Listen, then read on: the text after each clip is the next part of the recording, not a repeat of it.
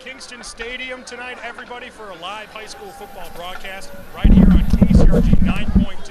A nice matchup, 4A District 3 Cedar Falls up against Cedar Rapids Jefferson. I'm KCRG's Mike O'Brien, joined by former Iowa Hawkeye running back Sweet Lou Montgomery. Lou, how you doing tonight? I'm doing pretty good. Glad to be here. Absolutely. It's a nice night football weather tonight for the first time all year. Yeah, absolutely. The atmosphere is absolutely perfect. The conditions are great. Should be a great matchup. Should be good. Cedar Falls, very good. Number 2 on the season, ranked in the Cedar Rapids Gazette in all of Class 4A. State final participants last year, falling to Dowling, and it starts and ends with quarterback Cale Loescher. Man, he's good. Yeah, he's really good. And what he likes to do is move around the pocket, really strong arm. He's the kind of guy that you want to keep your eye on. If you're playing defense and you're trying to get to him, you better be ready because he's a really good quarterback. When talking with Coach Busing yesterday and at practice, there's not really good defense you can play against him. If you got man, then all your DBs have their backs turned to him, and off a guy who can really run the ball. He's second on the team in rush yards as their quarterback. Yeah, absolutely, and it's another threat that this team has. And one of the things that if you're playing defense against him,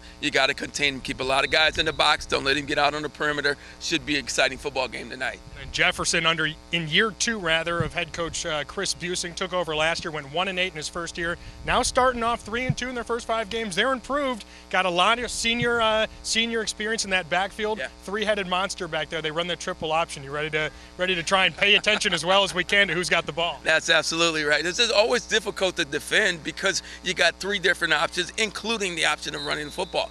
So more importantly, what you're going to get now, if you're playing defense, you got to be solid. You got to stay home, read your keys. All right, well, kickoff is coming up soon. Stay with us right here on KCRG 9.2 for the live high school football broadcast. Cedar Rapids, Jeff, against Cedar Falls. Coming up.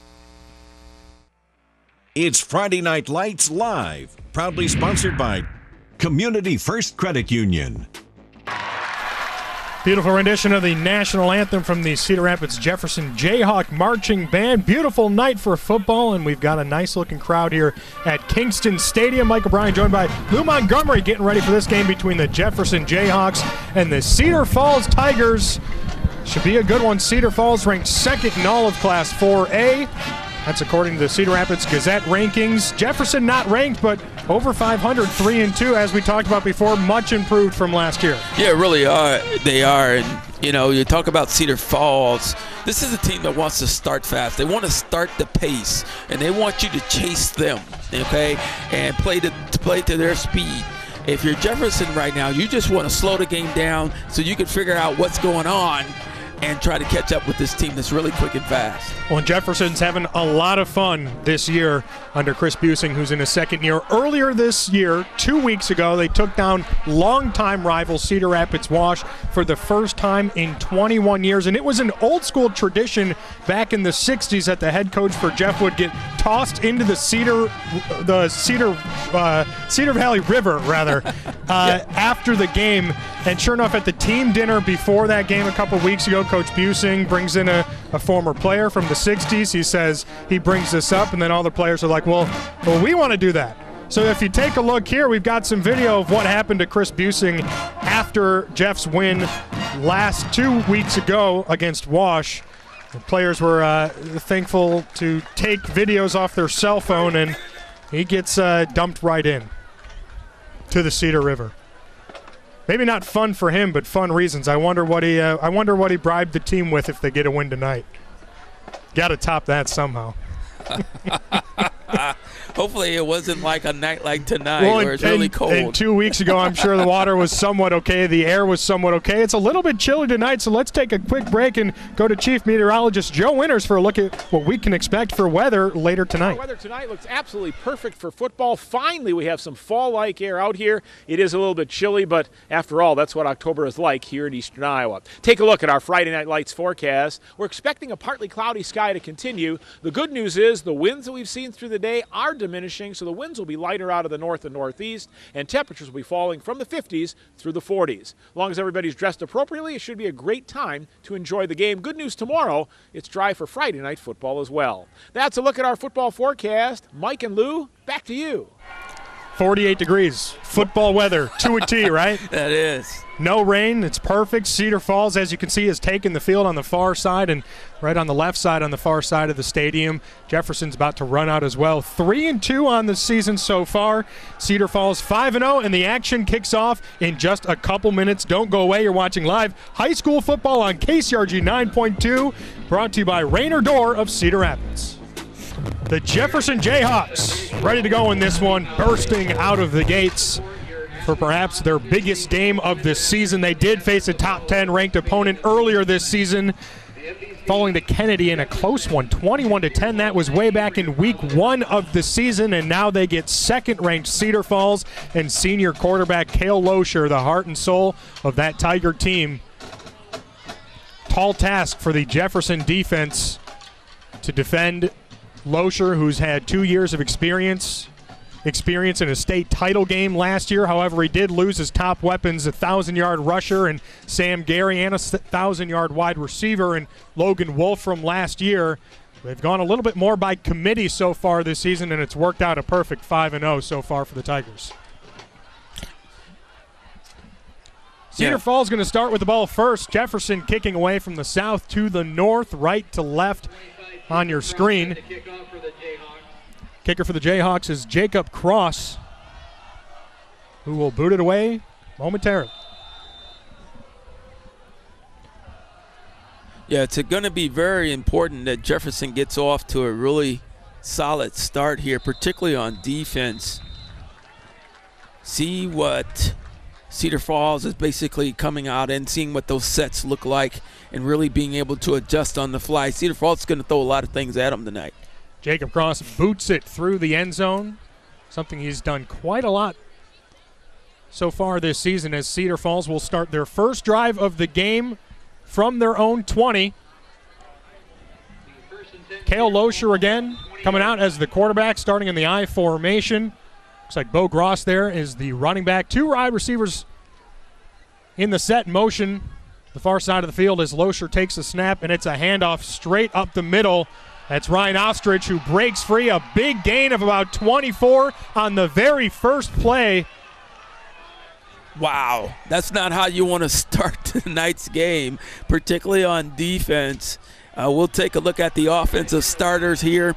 We talked a little bit about Loker, Gross, and Ostrich, the big fullback, number 32. Well, and Ostrich was that one on that first carry for 24 yards. He leads the team coming into this game. 337 rush yards as Losher with the screen pass out to a wide receiver. That looked like it got stopped right at about the line of scrimmage. That was to Ben Cernett for the first pass of the game. The Cedar Falls offense just dangerous, 35 points per game, and they've gone against some awfully tough defenses. They played Bettendorf 2 weeks ago at Bettendorf and topped them 35-32. Tight one last week, also barely winning over Hempstead. We'll get a little bit more to that later. Another I formation set for Losher under center, just near midfield for Cedar Falls. He hands it back off to Ostrich. Ostrich around the left side, gets right around to the first yard marker, maybe a yard and a half short. It'll be third and about 2. Well, this has been Cedar Falls. This is what Cedar Falls wants to do. They want to run the football. We talked about this a little bit at the beginning of the segment tonight about last year. They had a 1,000-yard rusher or so last year. Yeah, 1,200 yards. Yeah, he's at UNI now. Yeah, really tough runner, and they want to run the football. That's what they do really well. Again, sticking with the same formation on third and short. It's a sweep play out to Ostrich again, and Jefferson holds. An interesting choice here for head coach Brad Remmert and offensive coordinator Ken Koltoff on what they want to do here on fourth and short. Based on the first couple of plays, you'd think, oh, maybe a yard, half yard, what it looks like, that's easy. But at midfield like this, you certainly don't want to get stuffed and give all the momentum back to Jefferson, but it certainly looks like that they're going to go for it here. Ostrich again in the backfield. Yeah, Jefferson gave up a few big plays here. This is going to be a momentum stopper here if they can get it, but looks like they're not going to be able to hold Cedar Falls. And that's that conversion from the quarterback sneak from Loescher, and we've talked about his running abilities. 177 rushing yards on the year so far, and that was one of the things Jefferson coach Chris Busing was so worried about coming into this game, is how well that quarterback can run. Maybe just by looking at him, you're not thinking he's dual threat. He absolutely is. Yeah, he really is, and I like his ability to get on the perimeter, and he's really a fast guy. He's kind of deceptive in terms of the speed, but he can run as well. Loescher, pass to Ben Cernette, breaks one tackle, gets about a gain of 8 yards, right to about the 37-yard line of Jefferson. And the Tigers move in here in their first drive of the game. Yeah, we had an opportunity to see this Jefferson team a little bit earlier in the year.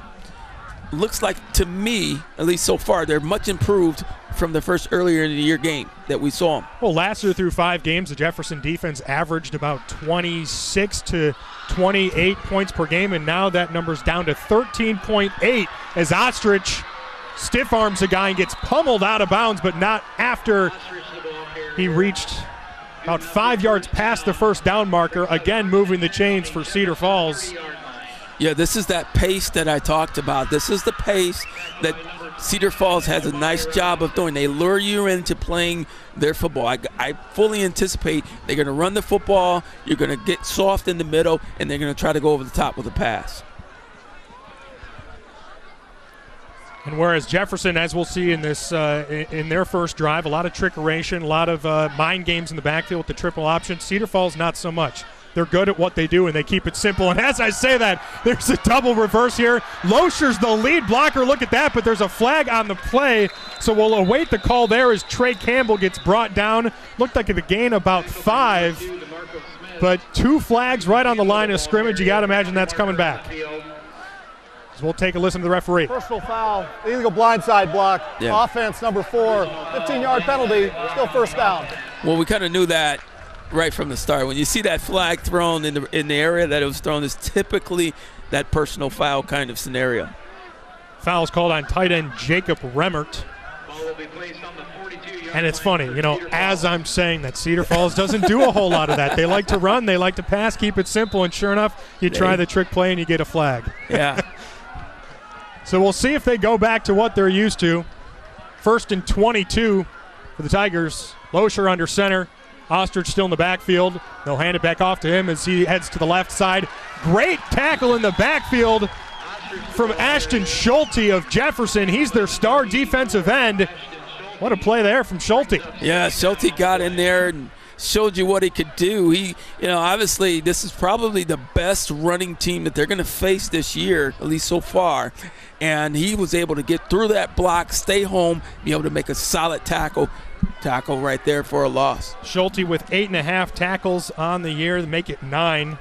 That'll also be his 5th tackle for loss of the year as it's 2nd and long. 24 to go as Loescher got time.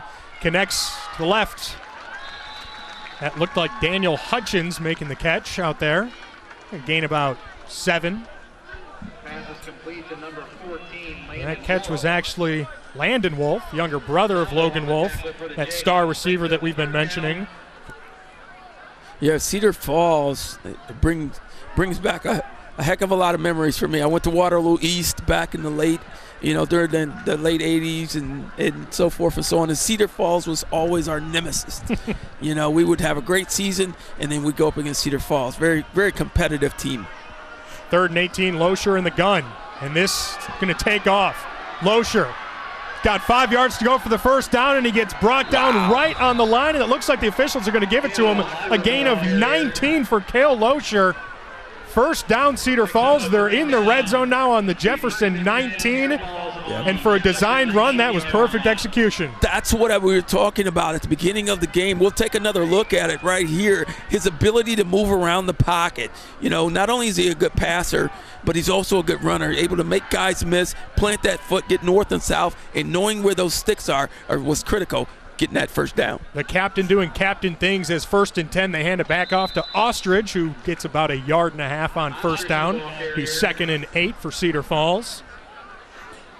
But give credit to this Jefferson defense, they've given up some big plays so far, and they're still hanging in there. These guys are, if they can do this for 4 quarters, keep this game close, it may come down to that 4th quarter. It's about bending but not breaking, according to Chris Busing, the coach for Jefferson, especially here in the red zone. Back in the eye, motions a receiver, does Losher, takes the snap. He's looking to his right, and he's going to connect to Trey Campbell, who's pummeled. Wow, nice Brought hit down there. by DeMarco Smith, the cornerback for Jefferson, big time. Yes, Smith read that one right from the beginning. You could tell these guys have been watching the film, getting excited about this game, and when you're able to make plays like this is what I'm talking about when we say we get in the 4th quarter, you're going to have to make plays like this in order to beat a good Cedar Falls team. Down to 6.5 minutes already left in the first quarter. Cedar Falls doing what they do. Time of possession, a big component for their offense as they hit 3rd and 9, and they'll run the ball. Ostrich finds a gap, and he's going to get brought down, and it's a fumble. Looks like it was recovered from Cedar Falls' Jager Bordishing. Wow, that could have been a big break for Jeff. Was fumbled. He was brought down short of the first down marker, which is what Jeff wants to hear. It's a good job knocking it loose in the second level as Ostrich was attempting for the first down. Not exactly sure when the ball got popped loose, and it looks like they're going for it again. 4th and 2. Losher coming in the shotgun. Ostrich to his left, and looks like it'll be a timeout called to Jefferson's defense. 4th and 2 coming up.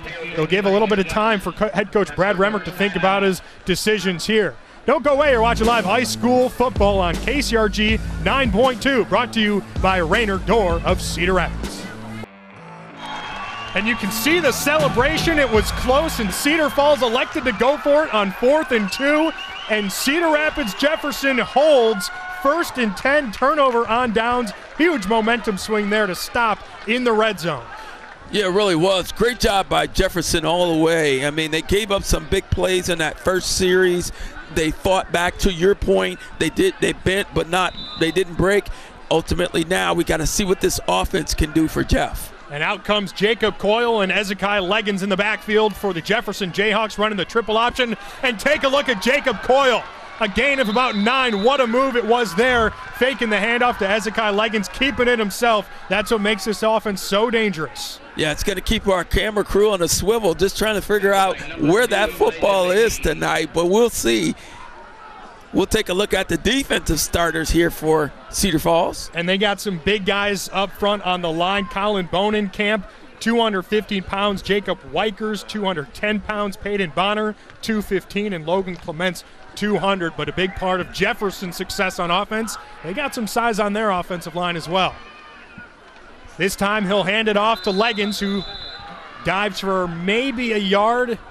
Can't tell if he got a yard or if it was right at about the line of scrimmage. Either way, it's short of the first down. It'll be about 3rd and 1. Big play coming up here. Cedar Falls obviously wants to get the ball right back and continue that drive that they successfully got all the way into the red zone their first time around. And yeah, Cedar Rapids Jeff wants to make a statement right here with the drive themselves.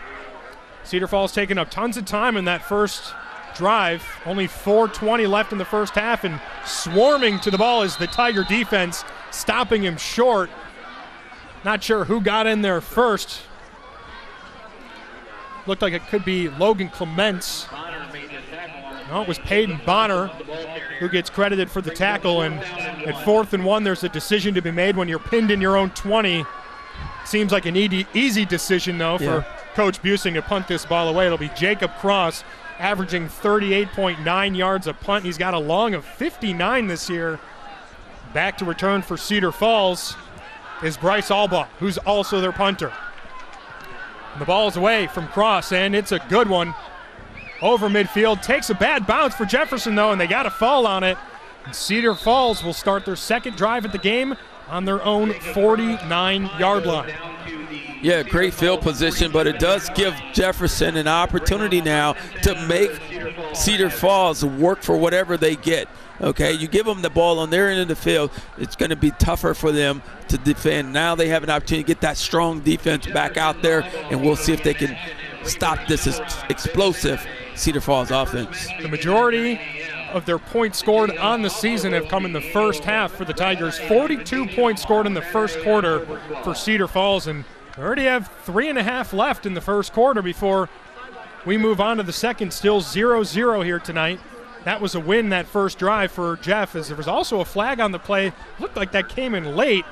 Wasn't exactly sure what the referee said, but looks like they're moving them 15 yards, so possibly a personal foul there called on someone from the Jefferson Jayhawks. Wow, that as a coach, those are the kinds of things that just absolutely drive you crazy. You know, you have an explosive offense like Cedar Falls. You're giving them yardage, and they're not earning it. It's going to be tough. Really makes it tough for those young men. And as a coach, what can you do? So now it's 1st and 10, starting on the Jefferson 36 instead of their own 49. So a 15-yard penalty as Loescher hands it off, and there's a hole for Ostrich with a big gain of about 10.5 yards. First down for Cedar Falls. Ostrich, the bright spot of the Tiger offense so far in this game, gets about 5 to 6 per carry so far.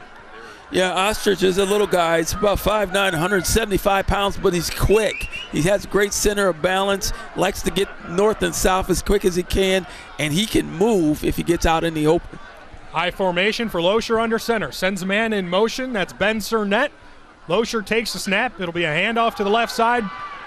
Down goes Ostrich again all the way to the 16-yard line, maybe about a half yard short of the first down. It'll be 2nd and short from the Jayhawks 16. Just positive yardage on each and every play so far for Cedar Falls. But this is where it all matters. Yeah. Jefferson did a great job in the red zone for Cedar Falls' first drive, so now how does the Tigers respond in their second drive? He's actually might have stepped out of bounds before I saw him. 2nd and 3. Another man in motion. Looks like a zone defense for the Jayhawks as Loescher's going to hand it off again. Ostrich to the left side. He's got a hole down to the 4-yard line. I thought he was going to break through. Actually got all the way down to the 1. Maybe a second effort there, staying above ground. Putting on a clinic so far, it's Ryan Ostrich. Well, it's because they got those big offensive line. I mean, you got man on man. These guys are getting a nice push, getting locked into that defense and creating some creases and some openings for Ostrich to run in. Big offensive line for Cedar Falls, and they're going to push Cale Loescher right into the end zone. Touchdown, Tigers. The 5th rushing touchdown for Cale Loescher as Cedar Falls goes up 6-0. And boy, what a big penalty that was, given those 15 extra yards for the Jayhawks. Yeah, that was crucial there. Like I said, you almost have to play mistake-free football in order to beat Cedar Falls. They're too balanced, they have too much depth, and they have a lot of creativity in terms of what they can do. Bryce Albaugh, 23 of 23 on the year on PATs, make it 24 of 24. It's a 7-0 lead for the Cedar Falls Tigers. Let's see how the Jayhawks respond when we come back. You're watching live high school football on KCRG 9.2, brought to you by Rainer Door of Cedar Rapids. Hezekiah Leggings with a great return for Jefferson all the way out to the 31. Such a dangerous returner and a dangerous running back for the Jayhawks. Hey, be sure to tune in tomorrow night for Friday Night Lights Live. Mid-Prairie taking on Williamsburg at 7:30. You can catch the game right here on KCRG 9.2, KCRG.com. Full football schedule, head to KCRG.com/9.2. We'll also have highlights on that Friday Night Lights End Zone tomorrow 10:30 on KCRG. Second drive of the game for the Jefferson Jayhawks. Jacob Coyle again in the backfield. This time he runs out to his right. It'll be a rare pass thrown for the Jayhawks. Looks like it connected to Jacob Thompson. There's that other running back who's so often in the backfield with Hezekiah Leggins.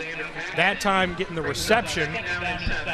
Yeah, I actually like that play call, primarily because it's going to loosen that middle up for that inner running in between those in between those tackles, and being able to get out on that perimeter, throw a pass or two, loosens that defense up.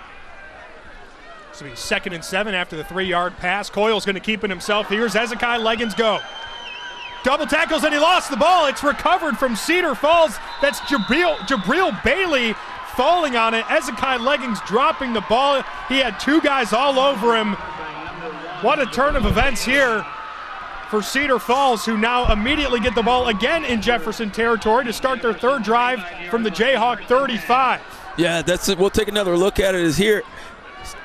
It's going to pitch that ball out. You got to tuck that ball in there tight. Now you see that hand come in there and knock it away. Cedar Falls picks it up. One of the important keys of tonight's game for both of these teams is protect the rock. Okay, you got to put both hands on that football, particularly when you got so many bodies flying around. Jabril Bailey was the cornerback who recovered the fumble. Bryce Allball looked like he was the one that got knocked in there, and Cedar Falls is going to take a shot. Losher, what an effort there. Ball is dropped, but what an effort from Ben Cernette. And that's that age-old testament, hey, you get a turnover, might as well take a shot first play. No harm, no foul. That's what they try to do, almost converting there to Ben Cernette. Yeah, nice pass there. You know, just got broken up there at the end, but you could tell the type of athlete that this quarterback is. He's not. We've seen him run the football. He's done some really nice passes, and obviously executing his offense. He's a true leader for Cedar Falls. 2 wide receivers out wide for Cedar Falls. Ben Cernette on the top of your screen. Troy Campbell on the bottom. Campbell's in motion. Losher under center. Ostrich in the backfield. They're going to run to the right. Ostrich finding a hole. Following the lead blockers greatly, and he breaks free. Gain of about 16 yards. And Cedar Falls, just like that, knocking on the door, back in the red zone. Yeah, and this is that pace that I talked about at the beginning of the segment tonight, is they want to lure you in. They want you to play their style of football. And right now, if you're Jefferson, you can't get lured into trying to play their football, because if you do, they're too good at what they do very well. 1 minute left in the first quarter. 7-0 lead for the Tigers as Losher takes the snap. Hand off to Ostrich again, this time going nowhere. Stop the line of scrimmage, gained about 1.5 yards. Ostrich just one of those running backs who gets yards no matter the play. Just a guy who falls forward. Yeah. Exhibit A right there. Yeah, and like I said, he's not a big guy. You know, he's a small guy. He's really hard to find when you get behind that big line. And next thing you know, he squirts out the other end, and he's gone. So great run there. We're going to see a heavy dose of him tonight. 220, 260, 285, 265, 265 is what Cedar Falls rolls out on the offensive line. When they're in the I formation with a lead blocker, it's dangerous. Proof again right there. Ostrich down about 1 yard short of the first down marker, down to about the 10-yard line. Cedar Falls doing just about whatever they want to right now. They really are.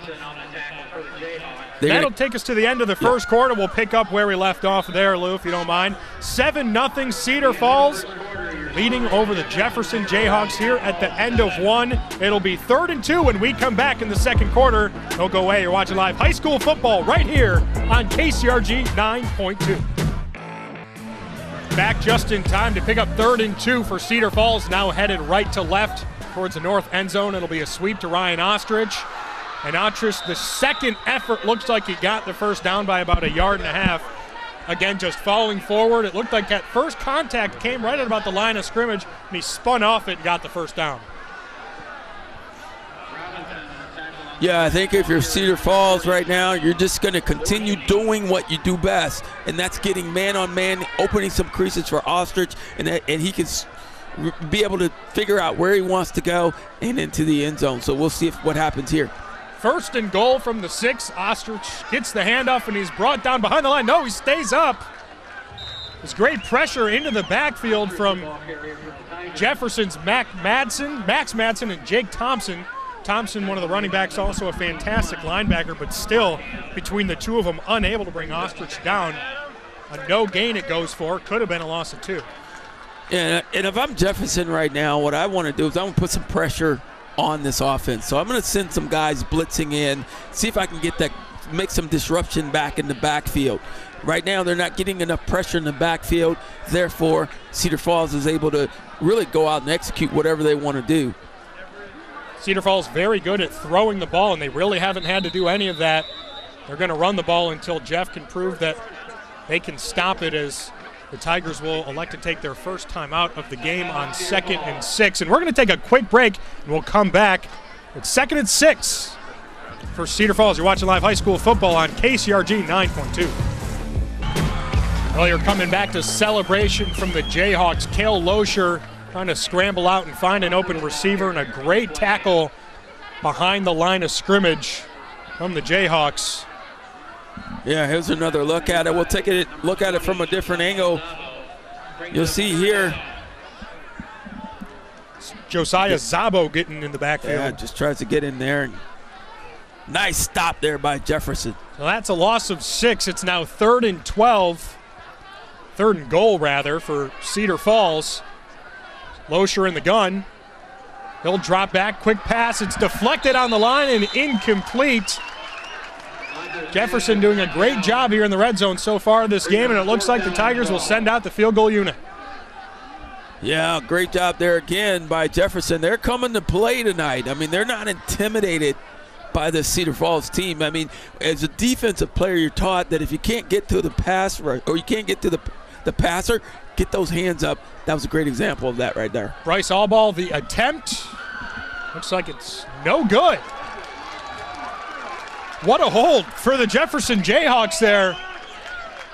The field goal is no good, and the lead stays 7-0 for Cedar Falls. Boy, what a win that is for the Jayhawks. Yeah. They were up against 1st and goal, possibly going to go down by 2 scores.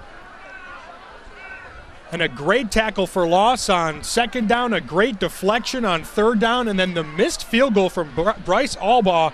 He was 2 for 5 on the year coming in, now 2 for 6. And we'll take a quick break real quick for this word from our sponsor. Rainer Door. Dependable, stylish, timeless. Select Rainer Door for superior products, professional installation, and service. Go to crrainerdoor.com. First down incompletion from Jacob Coyle. That was going to Kenny Moore. Kenny Moore has been out for a couple of games due to injury. This is first game back in a couple of weeks. Jefferson looking to take a shot there. Again, they really don't throw the ball too much. Only 72 yards through the air per game. That's compared to 171 yards on the game on the ground. But again, Cedar Falls, you got to pull out your whole playbook. Yeah, you really do. And Coyle with the keeper. Finds an opening. Oh, looked like almost a face mask there. And 3 flags just like that. It'll be 15 yards added to the end of the play. Yeah, that was one of those calls. I mean, that was a blatant situation there. I mean, face mask call, and you never want to see a kid like that get hurt from something like that. So Personal foul, face mask, defense, number 68, 15-yard penalty added to the end of the play, first down. Face mask there called on defensive end Logan Clements. yeah, and this is the kind of momentum that Jefferson needs to get back into this football game. They're not far out of it, but right now they need some good things to happen. And what we're seeing here is if they stay with their fundamental offense of what they're going to do, they like the triple option, they're going to run this thing, I think the good success is going to come. 4 wide receivers out. Jacob Coyle electing to pass, and it looks like he hits his man. Ezekiel Leggins for a gain of about 20 yards into Cedar Falls territory for the first time in the game. Yeah, that's the kind of execution that you want to see. And if I'm Jefferson right now, I want to keep this pace going. I don't want to give Cedar Falls an opportunity to get the right players in and out so that they make those adjustments. Let's keep this momentum going, and they're doing a nice job of getting it going right now. And even on these passing plays, you can see they're faking the option. They're so good. They have that man in motion. This time it's the handoff to Leggings, who was brought down about 1.5 yards behind the line of scrimmage. First contact there looked like Colin Bonenkamp, the 6', 215 defensive tackle. Yeah, I like what they were doing out on the perimeter. Smart timeout right now. Give your guys an opportunity to catch their breath. And now a scary sight here for the Jayhawks. Down on the ground is Ezekiel Leggins. If there's one player you don't want to see down on the ground if you're a Jayhawk, it's him. He was the ball carrier on that first play. Brought down by Colin Bonenkamp. Looked like a clean tackle from up here. He's sitting up, so indicating that it's something lower body, maybe got an ankle twisted or something under that pile. Yeah. Leggins has helped up, and it looks like he's walking without a limp. Leggins, the injured player on the play. Coming off on his own power, but doesn't look to be too concerning there. Yeah, we're not sure if he just kind of got a little bit of a cramp or anything like that. But it's kind of cool for that right now. But guys don't get stretched out real well. Those muscles get a little tight. We'll see if we can get him back in the football game. So 2nd and 12 for the Jayhawks, and taking a look right here on Leggins on the sideline, and he's doing some light jogging. If I were a betting man, I'd bet he'd be in there in the next couple plays. Coyle evading the pressure. Can't evade that, though. Brought down behind the line of scrimmage again. Will go for a tackle for loss. Brought down right at the line of scrimmage, it looked like. That was, looked like, again, Colin Bonenkamp making the tackle. Here's another look at it. Good pressure off the edge from Cedar Falls and then tracking him down. That's Bonenkamp there. Yeah, Bonenkamp, he's a hard-nosed football player. Man, wow. Leads the team with 6 sacks.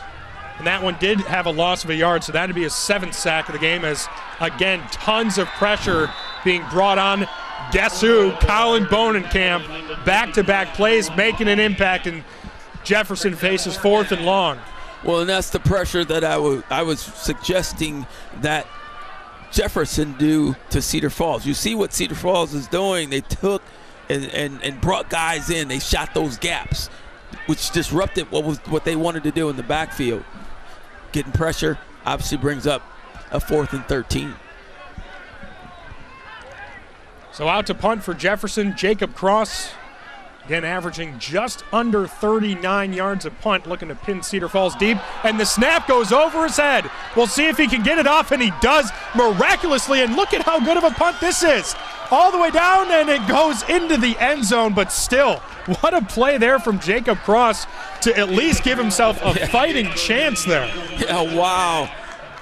What a tremendous effort there by that young man to even get that punt off. And he's getting celebration on the sidelines, even though it goes for a touchback. Everybody recognizing the effort there from punter Jacob Cross, as Cedar Falls will start their drive on their own 20, up by 7. Yeah, they could have, obviously. That could have been bad. It could have been disastrous.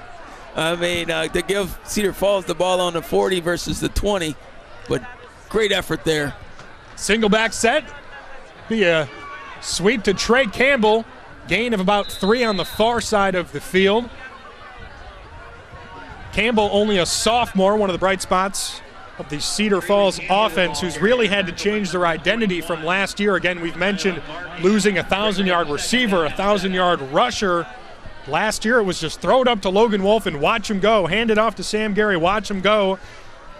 Now everybody's involved. Yeah. Coach Brad Remmert even saying, some of the kids even buying in a little bit more because they know they might get the ball each and every play. It's an entirely team effort this time around. Loescher with the snap. Handoff, that looks like Bo Gross back in the backfield. Brought down at the line. It'll be 3rd and about 8.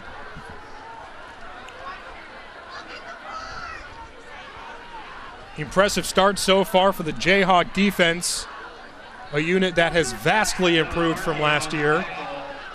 Well, I think they've improved even from when we saw them earlier in the year. I mean, right now you can tell these young men have really developed. They're getting pressure in the backfield, and they're playing really good football up to this point. Loescher in the gun on 3rd and long, finding a receiver open down the sideline, and it's caught for the first down. Looks like Ben Cernett making the grab for a gain of about 10. Second quarter's the dangerous quarter for Cedar Falls. They've put up 62 on the year in this quarter. It's the most dangerous for the Jefferson defense as well. 33 points allowed in second quarter so far this year, 11 more than any other quarter. Pistol formation for Loescher. Gross is in the backfield, and he'll get the handoff. Brought down at the line of scrimmage. Again, what a battle it is in the trenches so far between these two teams. Yeah, it really has been. Looked like that was Mason Long getting first contact. Yeah, Mason, we haven't called his name a whole lot tonight, but he, again, is a tough player. Defensive coordinator for Jeff is Scott Andrews. And Busing, speaking on behalf of Andrews, just commenting on the amount of size the Jefferson Jayhawk defense has compared to some of the years, saying they've never had linebackers like they have this year, and especially on the defensive line led by Ashton Schulte. What a route that is for Loescher, connecting. Looks like to number 14, Landon Wolf. Wolf doesn't get in the game a whole lot because Cedar Falls doesn't really run 3 to 4 wide receiver spreads like they did there. But a completion nonetheless, 1st and 10. Yeah, we'll take another look at it from the ground level. Just a great route, just a slant route inside. Knowing where the down and distance is that he needed to get to brings up a nice first down there for Cedar Falls. And when they do throw through the air, they're doing a good job on going up against what looks like a zone defense that the Jayhawks are electing to play here. And we have a man down for Jefferson.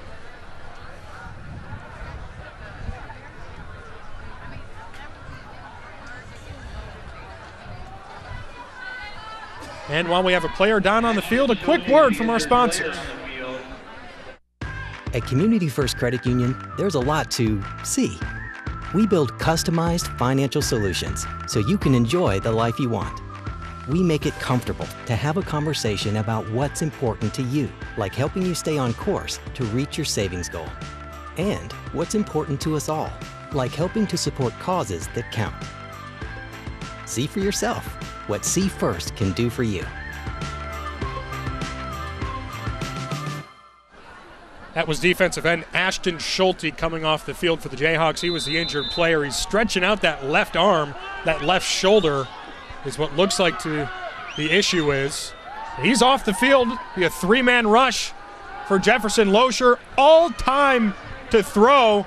And he finds an open man right at the first down marker. And it looks like the officials will mark him about 1 yard short. That's Jacob Remmert, the tight end. Yeah, that was quite a collision there. It looks like we have another man down on the Jefferson Jayhawk defense, dropping like flies. It's DeMarco Smith. Yeah, that's what I mentioned. That was quite a collision. I don't think, well, we'll see if we can get a look at it, but you'll see here, quarterback's going to roll out. Now watch this. Boom! Right there. And it's good form, leading with the shoulder, not his helmet. Yeah. And he did his job getting down, and you can see it doesn't look like it was really affecting him right after the play, right. And then all of a sudden, a couple seconds later, ooh, that hurt a little bit. That's right. I've had a few of those in my day. One time I got my bell rung a little bit, came back to the huddle, and I was like, hey, guys, can you give me a quarter pounder and a cheeseburger and a supersize my Happy Meal? That's almost halftime. They might have one. And the guys told me, he says, Lou, we might want to get you off to the side a little bit, man. I didn't know where I was at. It's a big hit by DeMarco Smith, and again, in talking to Coach Busing, a lot of what he was commenting on the defense, at least in the secondary, is they give up a lot of size. Yeah. Nobody over 6 foot. When you look at DeMarco Smith, 5'7", 167. The tight end he's tackling, Jacob Remmert, 6'5", 225. A little bit of a mismatch there. You're running into a brick wall. Yeah. Gutsy from Smith, and he stopped him short, but it definitely looks like he's in a lot of labor with that left arm. Well, and this is the type of night where a lot of those bumps and bruises, they escalate. Because it's cold, your muscles aren't quite in tune to what the changing in the weather, and you're going to see a lot more injuries happening if you don't get really warmed up. So we hope that young man is going to be okay. Smith being brought off the field and being looked at by trainers. He's 2nd and 1 for Cedar Falls, just at about midfield. Loescher with the handoff to Gross. And Gross finds room, bounces around to the outside, far side of the field, pushed out of bounds at about the 31. And some activity after the play. Looks like we got a couple flags thrown. And the Cedar Falls student section is cheering, and it looks like we'll possibly get called for a late tackle, late hit, or something after the play. Great blocking there, nice hole for Gross, who just bursts up the middle and then off to the side. And then after, it's Dekai Pope who gets called for the personal foul. First down. Again, it's these personal fouls that are killer for Jeff right now. They're doing great defensively, and off the one Cedar Falls touchdown, it was because of a personal foul that brought him 15 yards. Now all of a sudden you've invited them into your red zone off another personal foul. 1st and 10 from the 15, play action. Loescher's going to send it to the corner. Receiver and the cornerback both fall over. Yeah. That was intended for Trey Campbell. Great defensive there by Campbell. Looks like that's Jamari Robinson, the corner for Jeff, who was defending that from Campbell. Yeah. Great defense there by Jefferson, being able to, they were trying to get the ball over the top on the outside edge, only where their guy can get it. Loescher with the pitch to Ryan Ostrich, Nice big hit. Yeah, that was a big hit there. That's the kind of ferociousness. We'll see if we can get another look at this. And walking away from the play, that's Jake Thompson. Jefferson is laying it out tonight. The outside linebacker. Take a look at the replay, Ostrich. Boom. Oof. Nice hit. And a clean hit. Clean. And that's what Jefferson's done. This is not bad hits in terms of dirty hits. These guys are really laying the wood tonight. And this is what Jeff has done so well so far in this game and all year long, bending but not breaking. 3.5 left to go in the half, and it's 3rd and 10. Empty set back, and Cedar Falls will call a timeout. You could hear the coordinators on our left calling timeout. They didn't like that setup. We're going to take a quick break. 3rd and 10 coming up for Cedar Falls. A great play call on 3rd and 10 gets the first down for Cedar Falls. Cale Loescher connecting to tight end Jacob Remmert on a little screen pass there. Nobody on Remmert, and Remmert ran free. Looked like he was going to get in the end zone. Brought down at the 1-yard line. 3 minutes left. The Tigers looking to double their lead. Yeah, just the middle screen there. Ostrich in the backfield, been dangerous. Loescher, the quarterback, takes the snap, hands it off to Ostrich, and into the end zone. 13-0 Cedar Falls. As Ostrich gets his first touchdown of the game, the first 2 touchdowns for Cedar Falls have both come on 1-yard runs. One a quarterback sneak, that one for Ostrich.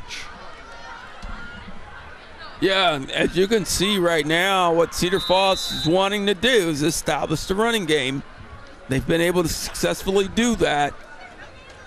Bryce Allball missed a field goal, but he makes the PAT to make it 14-0. And again, Jefferson showing glimpses and flashes of these great defensive stands, but it's these 15-yard penalties that have resulted in both of the touchdown drives for Cedar Falls so far. Was a key component and a key element coming into this game of staying disciplined, and so far it's proven fatal for the Jayhawks. Yeah, it really has. And like I said earlier, I mean, the Jayhawks literally have to play mistake-free football. They can't give up turnovers because you got a Cedar Falls team that will capitalize on those turnovers and put it and translate them into points. And right now, Jefferson has given up the ball. They've gotten great field position. They just haven't been able to execute enough to get into the end zone. So now their defense is starting to step up. They're starting to get some pressure, but still, you're down by 14 with 2:49 left in the half. Well, a good sign for the Jayhawks as Ezekiel Leggins back to return the kick along with Dekai Pope.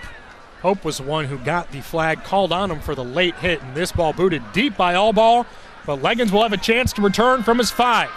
Look at the coverage there from Cedar Falls. Had about 5 guys swarming him and no holes to run through. Basically goes as a touchback. Jeff will start on their own 20. Leggins slow to get up. Still on the ground. And I'm not exactly sure what the injury was at first for Leggins. You would hate to have him re-aggravate it, but it looks like he's in a great deal of pain. Yeah, it could be a scenario where maybe he tried to come back a little bit too quick. He is a vital part of the offense. Trainer's on the field with Leggins now, who's rolled over onto his back. Again, that was the first play. He got brought back onto the field from his first injury that we saw just a couple minutes ago. That was on offense after being brought down on the line of scrimmage. He came off. We saw him jogging on the sideline a little bit, and then there. Didn't look like he took a big hit or anything there, but if it was a lower body injury the first time, kickoff return and being tackled, it can't feel good. So he's still down on the field. As we hope Leggins' injury is nothing serious. Hey, Saturday afternoon, tune in right here on KCRG 9.2 for live Northern Iowa Panther football. Panthers taking on Youngstown State at 4 p.m. Panthers playing in the toughest conference in all of FCS football, the Missouri Valley Football Conference, and it's ranked opponent after ranked opponent after ranked opponent on that schedule. These next 5 weeks are brutal for UNI, and it starts on Saturday against the Penguins. Leggins still down on the field.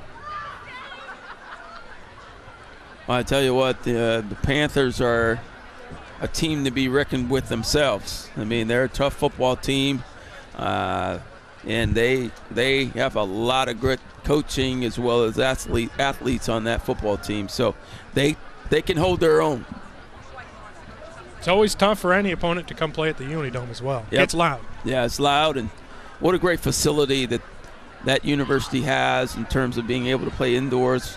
They've done a lot of work to make that atmosphere for these student athletes and the fans what it is today, and I have nothing but great things to say about UNI and their program. So should be a good one. Mark Farley, been around a long time for the Panthers at the helm, up against Bo Pelini in Youngstown State. They were up in the national title game just a couple years ago, Youngstown State was, eventually falling to North Dakota State. Bo Pelini's certainly had a journey. Yeah. Well, Coach Pelini was actually my scout team coach at Iowa when I was a true freshman, and Coach Pelini was a super guy.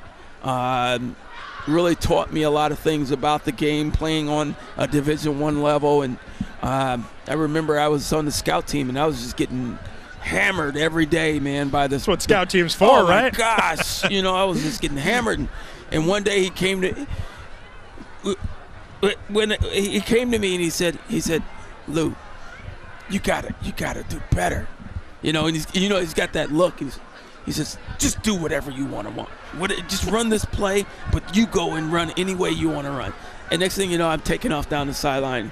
He was getting excited, and he's an excitable guy, So what a great guy. I have a lot of respect for Coach Pelini. Should be a great game. And Leggins still down on the field, and while the trainers work on him, another quick word from one of our sponsors. I'm attorney Jeff Tronvold. Every day we hear about crashes in Iowa. For some, the first thought is inconvenience and finding a new route. To the families involved, it's a life-changing event and a fight to rebuild. I've spent years in needed professions, but ones you never want to call upon.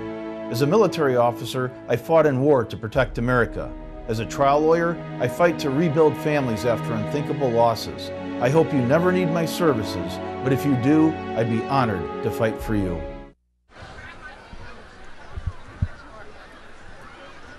Again, we just hope for the best for Ezekiel Leggins, the key component in that backfield that runs the triple option. Leggins just lightning in a bottle kind of a back. It doesn't look like he's moved a whole lot there. Trainers trying to work on whatever that injury might be. Yeah, I mean, like I said, we didn't see him take a big hit or anything. We just don't know if it's a scenario where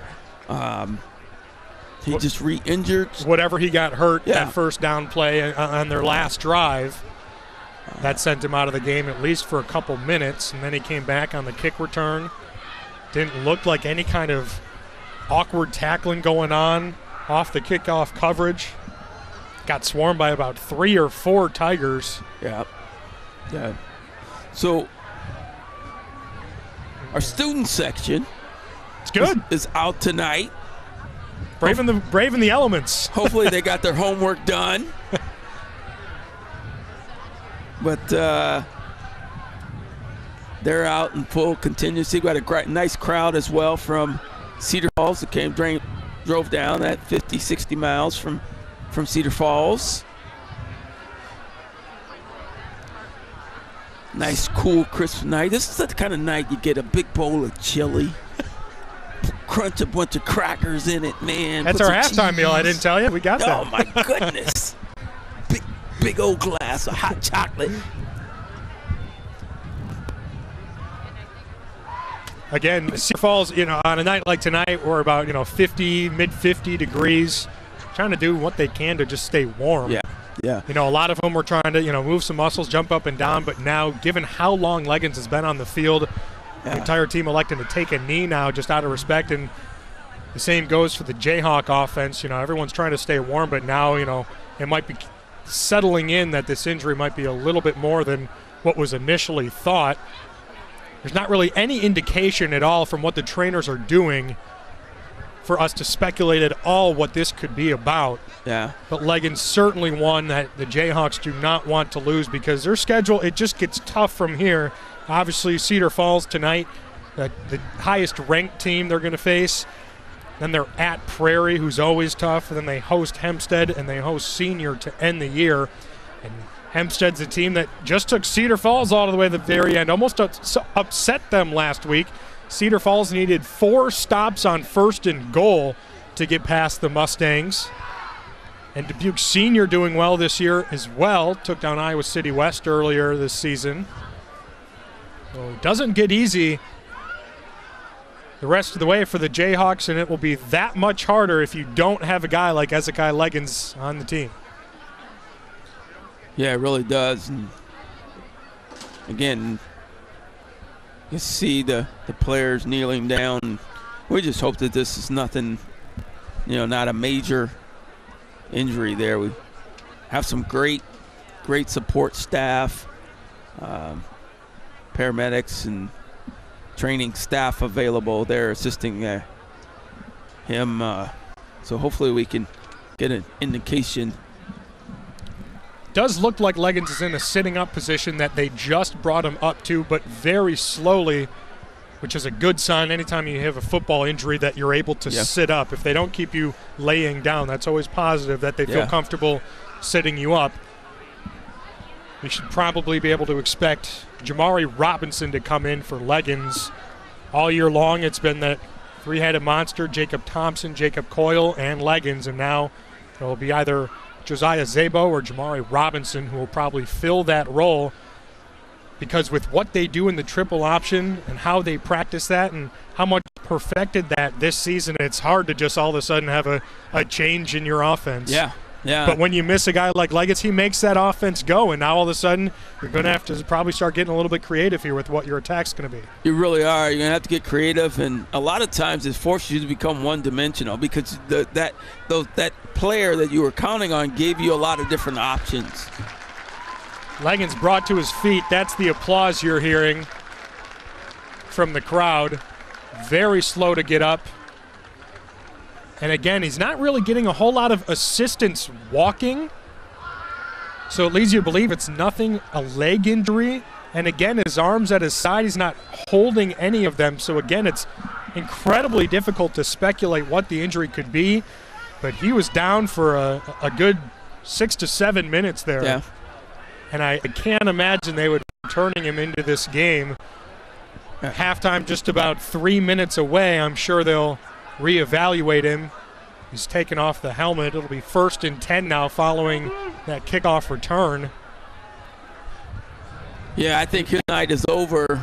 I was just gonna, with the gang tackling on that coverage, it wouldn't be surprising if he got a big hit. It's just, you got to take the safety first. So Coyle dropping back to pass. He's going to go deep into single coverage. The ball off the knee of Prosper Kapongo. It was a great-looking ball from Coyle.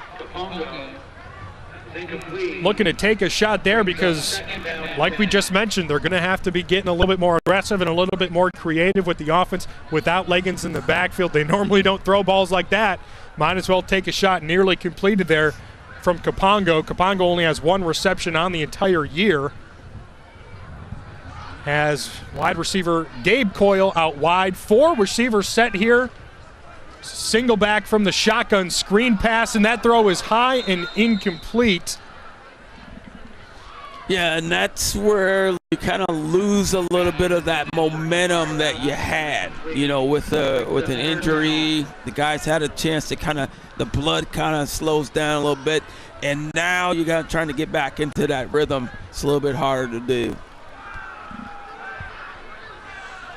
The pass was intended for Jamari Robinson, who was my prediction to probably replace Leggins in the backfield.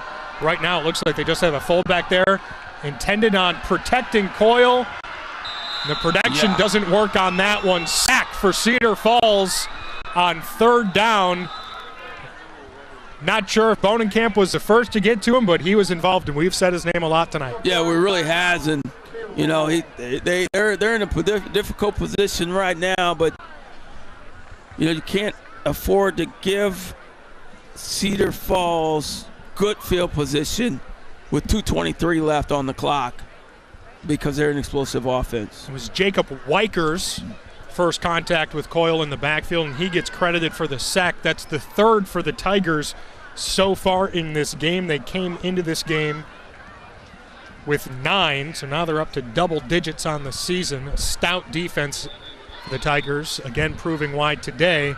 And you saw there, it's a triple option offense. They like to run, but 3 straight pass attempts in their first drive without Ezekiel Leggins. Well, and they're going to have to open that passing game up now. When you don't have an explosive runner like Leggins in the backfield, they're going to have to start opening that that passing game up and seeing what they can do. First job here tonight is to stop Cedar Falls from getting good field position. So hopefully they can get a good punt off. Back to punt, Jacob Cross, who made the spectacular play earlier, and a flag on the play. Looked like some motion up front, and they will be pushed back even further into their own territory after the false start. And now it gets really dangerous. That snap was pretty good, but we saw punts ago. Cross had to make the spectacular play because the snap came way over his head. It's got to be a good snap now, otherwise Cross is going to have no chance to save it. Yeah, this is dangerous territory.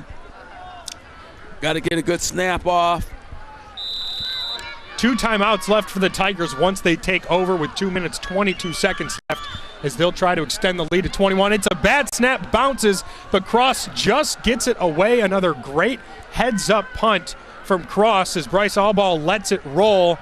And the Jayhawks will pick this one up at the Cedar Falls 42, and that's where the Tigers will start their drive. Another bad snap, but man, what can be said about Jacob Cross here, because those could have been 2 disastrous plays, and he's able to get the punt off, and it was a good punt. That was probably a net of 50 yards. Yeah, really good punt. And, again, you're giving, Cedar Falls is going to have to work for it.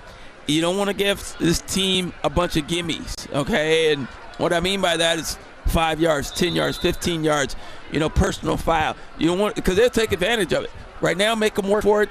2:10 left on the clock. Cedar Falls going to be aggressive in the gun. Loescher evading the pressure, runs out to his right, and he'll get a gain of about 10 yards past the first down marker. He'll be called out of bounds right on the marker, but they're going to award him the first down. Good pressure there from the defensive line of the Jayhawks, but that's just what makes Cale Loescher so dangerous, his ability to run. And now you're seeing Cedar Falls go into that hurry-up offense. They want to set the tone before halftime. Incredibly heads up by Loescher, getting out of bounds as well. Flag is thrown on the snap. Looked like some movement from one of the wide receivers. Prior to the snap, false start, offense, number 24, 5-yard penalty, first down. That's on wideout. Daniel Hutchins will move him 5 yards back. But again, not having to use one of their 2 timeouts because Loescher aware enough to get out of bounds on that run. 2 minutes left to go here in half number 1. Loescher in the gun again, dropping back, connecting for a 4-yard gain. That's Landon Wolf or Ben Cernett. Brings up second down. Cernette leads the team coming into this game with 22 receptions. He got another handful tonight. Locheron, 2nd and 11. These quick throws back to Cernette looks like the same exact play, and this one works even better, about a half yard short of the first down marker. They say, hey, we want to try that one again. We didn't like that one on first down. Let's try it again on second. Yeah. Well, and you can do that when you got athletes like this. If I'm Jeff right now, I'm going to put a little bit of pressure on him.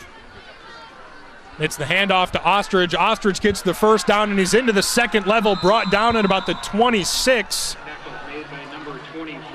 Yeah, shifty young back here. Positive yardage. Play after play after play for the Tigers, who are hurried up on the line again. 1st and 10, the handoff to Ostrich, finding room. Great tackle there by Jefferson. Tackle made by number 24, Jacob Thompson. That was Thompson again, who's certainly been the star of the Jayhawk defense so far. The big hit, massive hit, I should say, earlier. An extremely aware linebacker. 1:15 left. Loescher connects it to Campbell. Campbell can't stay up. Another good tackle there. That looked like Jamari Robinson.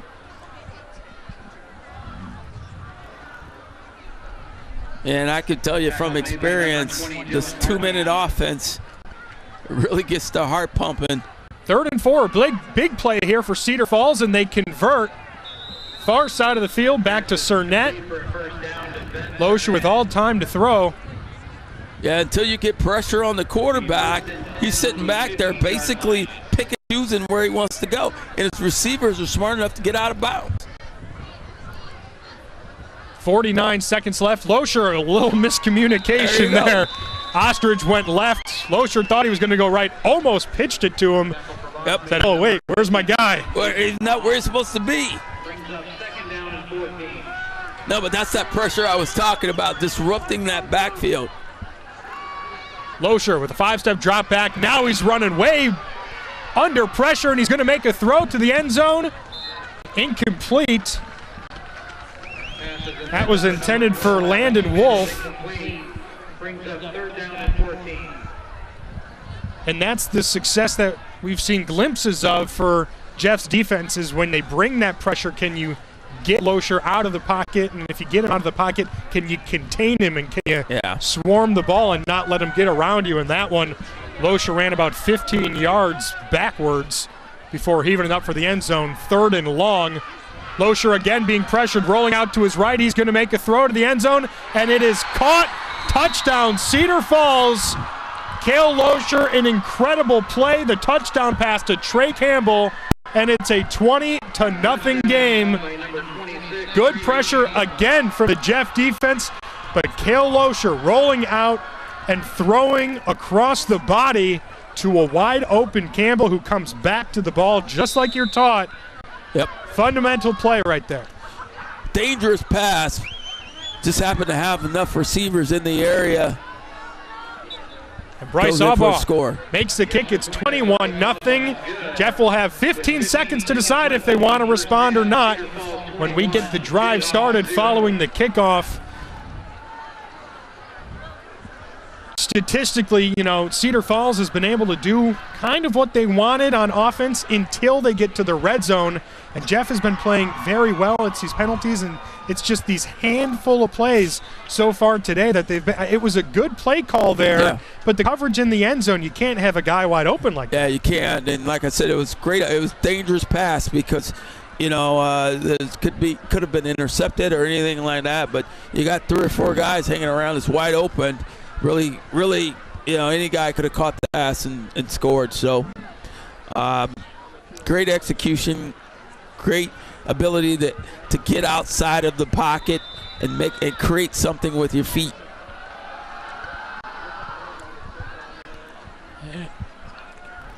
Aubaugh kicks it deep. A nice return there from Jefferson. That looks like it was possibly Jacob Cross returning that kick. No, that was Jamari Robinson, 26. Number 26, Jamari Robinson gets a Brought it out to about the 20-yard line. 8.3 seconds. Maybe 2 plays, but a long way to go, 80 yards to get into the end zone. Jefferson not really going with the prevent defense, just one safety, and it looks like Jayhawks are going to surrender this to the second half and take a knee, although they're missing a guy on the field. Kai Pope runs in.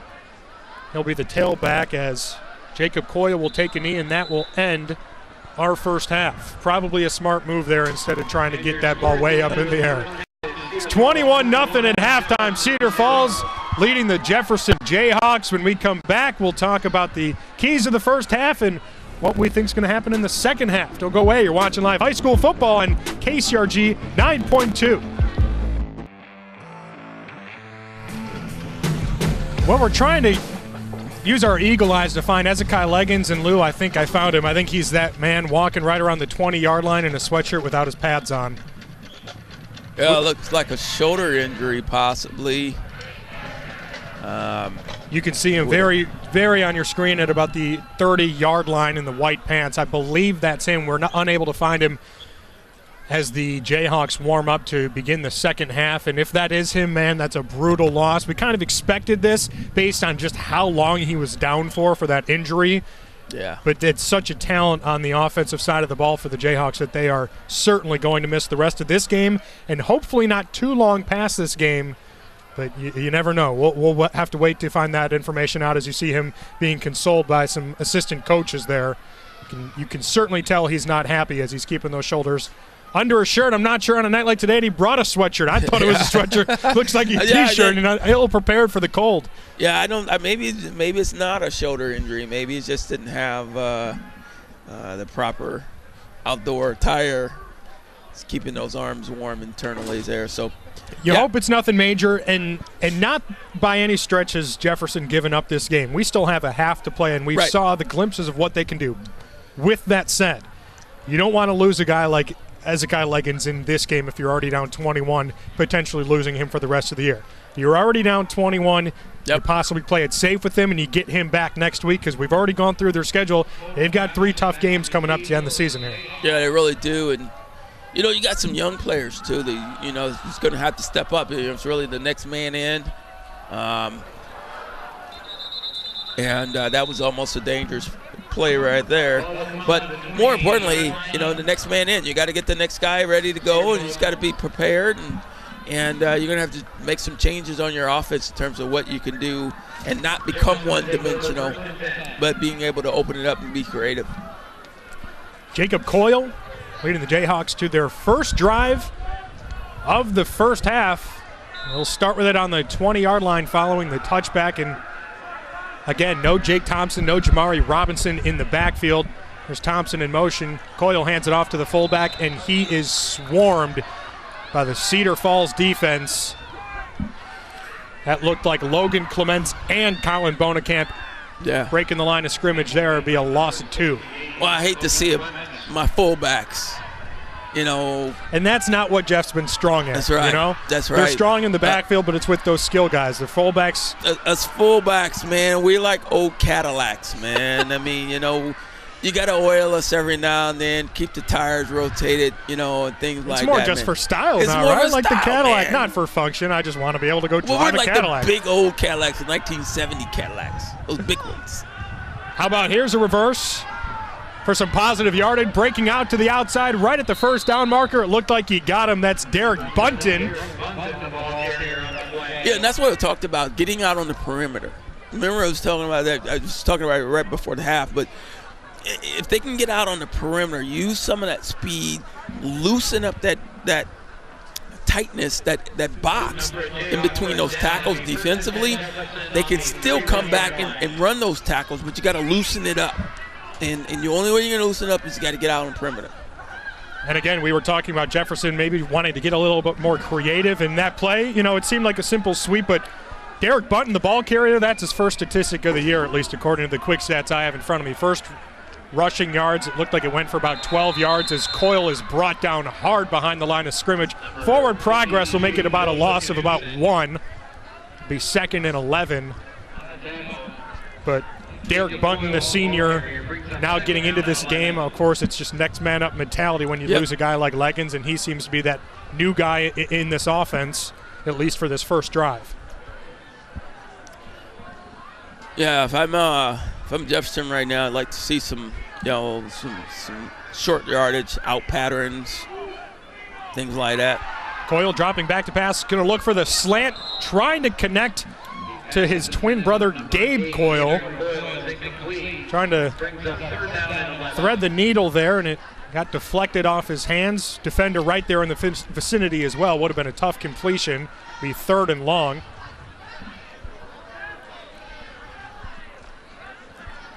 Jacob Coyle, the quarterback, targeting his twin brother Gabe Coyle. Never met the two gentlemen, but what I've been told, they could not be more different. Wow. Other than born on the same day. Jake's all business. He's a quarterback, likes to be serious. Gabe's got the long hair flowing back behind his helmet, likes to joke around. Has the 3rd and long play, gets about a yard back. It'll be 4th and 10 following the screen pass. That was to Jamari Robinson, who can't go anywhere, and Jeff will be forced to punt. Yeah, going 3 and out here for Jeff, it's not what you want to do coming out after halftime.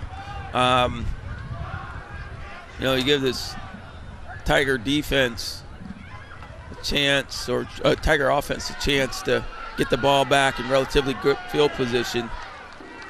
Low snap again, but a good punt by Jacob Cross as the Tigers will start their first drive of the half on their own 36-yard line. Loescher comes out with 2 touchdowns on the day, 1 on the ground, 1 through the air. And in that first quarter, it was just dominance on the ground from Ryan Ostrich. He had a little bit quieter of a second half, one because Bo Gross got some snaps in the backfield, and Cedar Falls was throwing the ball a little bit more in that second quarter. It's Ostrich in the backfield with Loescher, the I formation. 1 wide out on either side. Sends Trey Campbell in motion. Loescher's going to roll out, and he's going to look deep. Trying to connect to Ben Cernette, and it's just overthrown. Cernette almost coming down with it. Cedar Falls looking to take a shot play there. Yeah, they're not afraid to take those kinds of shots. It's just a yard or so ahead of him. Certainly, I believe they'll come back to that play because that could have been the money shot right there for the Tigers. Well, and that was a pretty ball from Loescher. Nice play set up. Jayhawk defense thought they were going to run, as did I. So it left him that single coverage as Loescher's now going to hand it off to Ostrich, who's got lots of room to run into the 3rd level of the defense. He's still up at about midfield. So hard to bring down. He's just so level to the ground. 5'9", 175 is Ryan Ostrich, who's having himself a heck of a game. Yeah, it really is. And like I said, he's been churning those legs and keeping those feet moving. We'll take another look at it here. And what a hole that is for the offensive line. Yeah, you'll see. He didn't have contact until 12 yards past the line of scrimmage. And you can't do that if you're Jefferson. You can't give up 10, 12, 18-yard plays consistently because this offense will move the football down the field on you in a hurry. Daniel Hutchinson motion for the Tigers as Ostrich takes it up the middle again, refusing to go down. The second effort brings him about half yard short of the first down marker. The line to gains at the 40.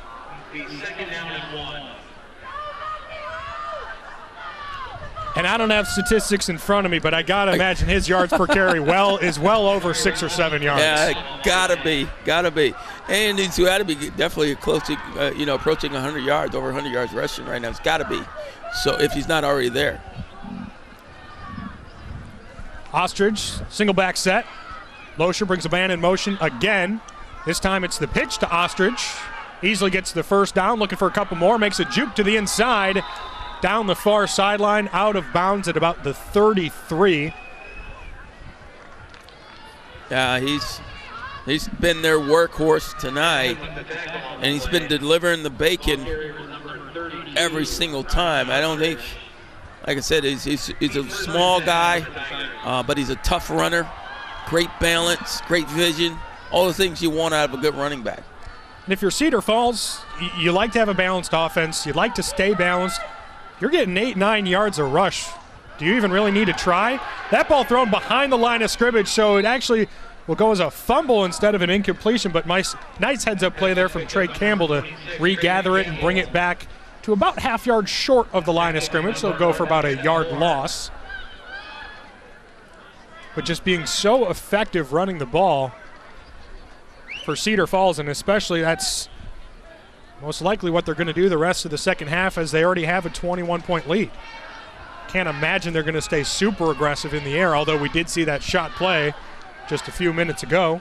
Ostrich again in the backfield. Yeah, I think it's important they take a shot like that, and, you know, there's a nice move there. Breaks a couple tackles. Shedding 2 or 3 tackles, wow. Being brought down after gaining about 8 of it back. It'll be 3rd and 3 for Cedar Falls. Yeah, nice run there. That's what I was talking about, the vision, the balance, being able to make guys miss. Can you make that first and second guy miss? That tells you that this guy's a special player for the Tigers. Back in the I formation. Loescher takes the snap, hand off to Ostrich, and this time he's brought down behind the line of scrimmage. Nice play there. Looked like Mason Long first into the backfield. And a decision to be made for head coach Brad Remmert. As you can see, some couple of wide receivers coming into the game for Cedar Falls. Trey Campbell looked like he's coming in. Carter Jansen looks like he's coming in, and Cedar Falls is going for it. It's just right in that spot of the field where it's way too short of a yard to punt. Yep. Just too long of a field goal to try that. So you might as well go for it on 4th and 4. Well, if you're the quarterback right now, you're getting these big guys up front, you're slapping them on the helmets, and you're saying, hey, we got 4 yards. Let's get this first down. If you're on the defensive side, you're saying, hey, we got to make a big stop. Get them in the backfield. It's momentum the Jayhawks certainly could use. 4th and 4 coming up. High snap for Loescher, who connects for the first down over the middle to Jacob Remmert, the tight end. The chains are moving for the Tigers. Yeah, Remmert he's a big kid, big tight end. Standing at 6'5", 225. That's what we saw earlier when one of the DBs, DeMarco Smith from Jeff, tried to take a hit on him and got banged up just hitting him because he's so big. And you can see there off just the quick slant, easy 7-yard gain. Now they're going to go to a screen far side. That's Landon Wolf. No, excuse me, that's Ben Cernett. With a gain all the way down to the Jayhawk 10-yard line. Yeah, and that was a gain of 10, and it will be 1st and goal, Tigers. Yeah, and if you're Cedar Falls right now, you're eating time off the clock. You know, you're in no real big rush. You know, you're taking these 5, 6, 7-yard hits, you know, picking up yardage, and you're moving the chains. Loescher from the gun. Helmet high snap, looking for someone to go. Pump fakes twice, and he's brought down behind the line. That's Jake Thompson again, the defender we've mentioned most for the Jayhawks. A linebacker now with 3 sacks on the year. Yeah, we're going to take another look at it here from the ground level. You'll see he's right there, just shoots the gap. Does a nice job of securing that tackle. Brings up a 2nd and 16. 16 to go to hit the end zone on 2nd down. Loescher looking to pass. He's going to loft this one up. Coverage. Ben Cernett incomplete. That was the intended receiver. Yeah. Looked like the coverage was from Jamari Robinson or Gabe Coyle. But they brought pressure. You see, what was nice about what Jefferson did here is they brought pressure in the middle. He couldn't sit back there and realistically just get his feet planted the way he wanted to and put that ball where he wanted to put it. He had to force that ball in there because of that pressure. Play action here for Loescher.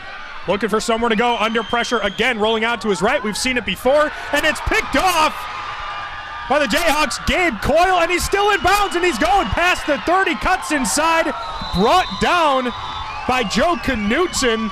the right tackle on the offensive line, and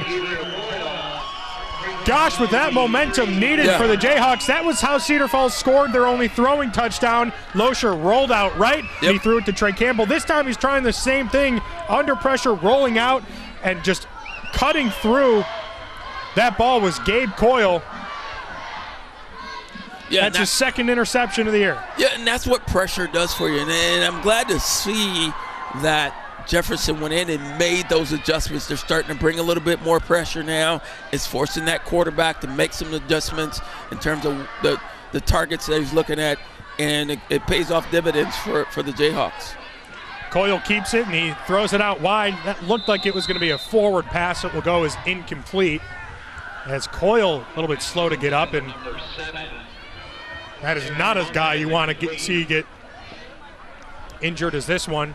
In this one, as we've already seen, Hezekiah Leggins taken out of the game. Jayhawks trying to respond off their first turnover of the night, down by 21.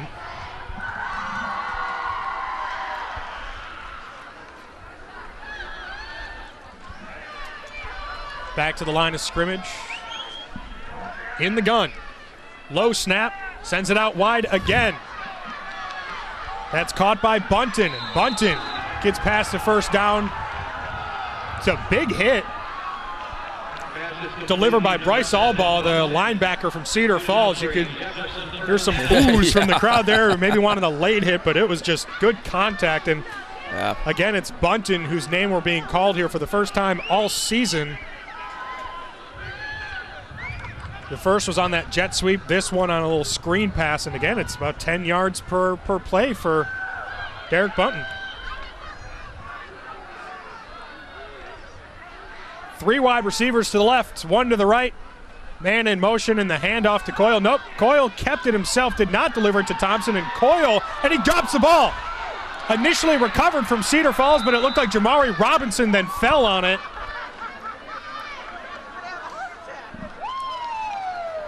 Quarterback Jacob Coyle certainly very thankful for Jamari Robinson and just the second effort from some of the other guys on the Jayhawk offense, as it looked like Cedar Falls had an opportunity to scoop that and go running the other way with not a whole lot of guys in front of them. Never a clean recovery, though.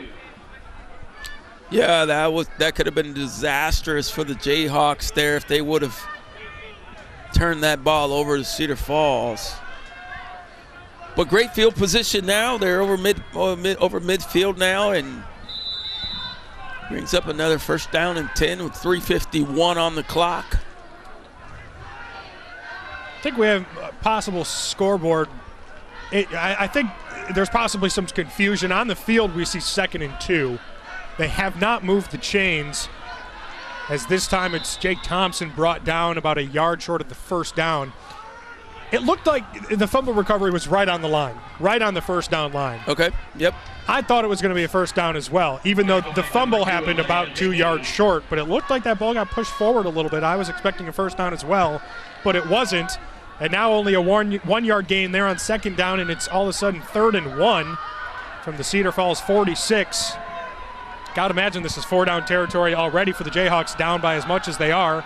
Coyle rolling out. He's going to complete the pass to the 38-yard line. Again, that's Derek Bunton. Yeah, nice job there by the Jayhawks. And I'm not exactly sure what's wrong. On a replay, we might have seen a possible hit because he was being chased. But Jacob Coyle down on the ground. Looked like he was in a lot of pain. He's now standing, even though the trainers are trying to tell him to take it easy a little bit. We've got some jarring going on in the stands. I followed the ball, so I'm not exactly sure what happened to Coyle. He possibly got popped after he threw the ball. First down nonetheless, but again, just dropping like flies, some of these backfield stars for the Jayhawks. Yeah, and they're going to need it, like you said, coming down the stretch here. You're going to really need all the manpower they can get and keep, you know, with the type of schedule they have coming up. So this is the 2nd district game for both of these schools. Jefferson 1-0 in the district. Cedar Falls 1-0 in the district. Prairie 1-0 in the district. This is all District 3 of Class 4A. And just speaking off standings, it's one of the most successful districts in the entire state so far. Only one of the teams in the district has a losing record, and that's Dubuque Hempstead, who we know to be extremely tough because they almost took down Cedar Falls at Cedar Falls last year. So even though they're 2-3, we know they're extremely tough. So while Jacob Coyle's down on the field, we'll take another short word from one of our sponsors.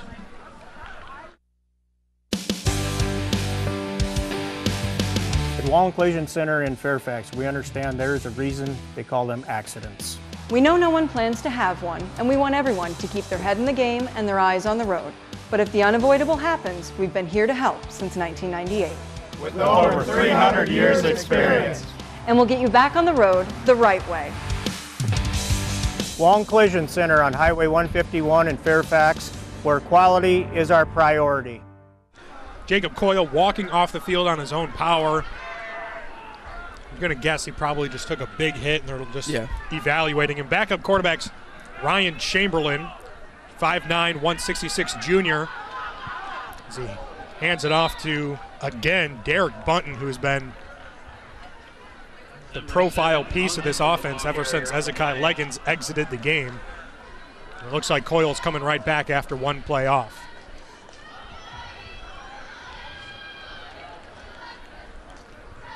Coyle being relayed the information for the play. He was down for a little bit, but just needed one play to take off, and he wants to get right back in there. Yeah. Jake Thompson in the backfield with Coyle. Man in motion, and it's the handoff. Pardon me, that's Josiah Zabo. Yeah, and what we're seeing now, I mean, I don't see a lot of sense of urgency right now by Jefferson. I mean, down by 21 as we head into the fourth. You know, I'd like to maybe see them pick up the momentum a little bit just to see if they can catch Cedar Falls off guard or in the incorrect defense, take advantage of those opportunities. But they're pretty content with just kind of staying at their own pace. Coyle back to pass, evading, and he's going to go about 25 yards deep. Incomplete. The ball was low, intended for Bunton.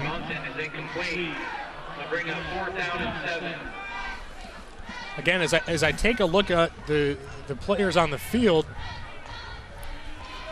for Jeff, I'm failing to see a number 24 who's Jake Thompson, who's one of those other featured backs along with Ezekiel.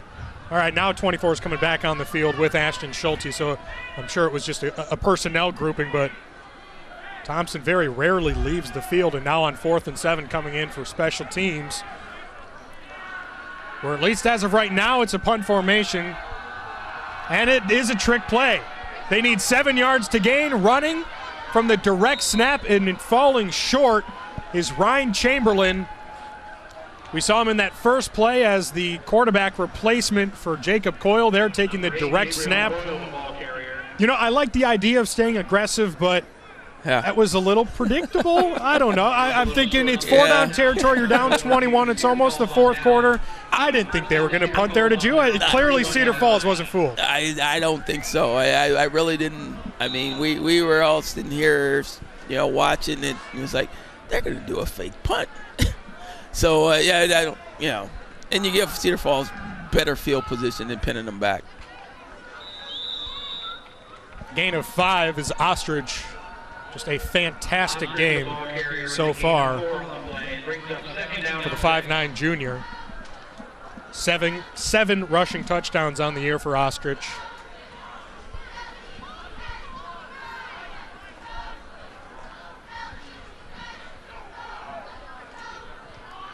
One wide receiver on either side of Loescher, I formation. Loescher's going to pitch it to Ostrich to the left again. And it'll be just around that first down marker. It looks like he's just a little bit short from where the initial spot has been put.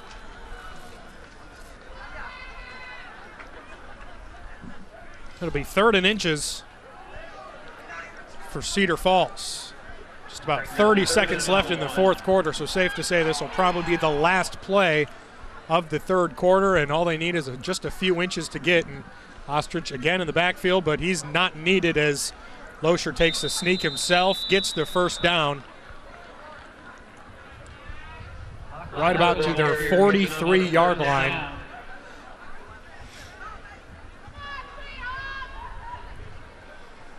And right now it's just about clock management, game management. Yep. Come out uninjured for Cedar Falls. Got to imagine a lot of runs are coming our way here in the fourth quarter, which is just 5 seconds away as Cedar Falls will elect to take it all the way to the end of the third, and they'll flip sides. They'll start on their own 43, going right to left when we enter the fourth quarter. At the end of 3, it's 21-0. Cedar Falls over Cedar Rapids Jefferson. You're watching live high school football on KCRG 9.2. What's better? October, 50-degree weather, hot cocoa, watching football. Man, life's good. Man, life is excellent right now.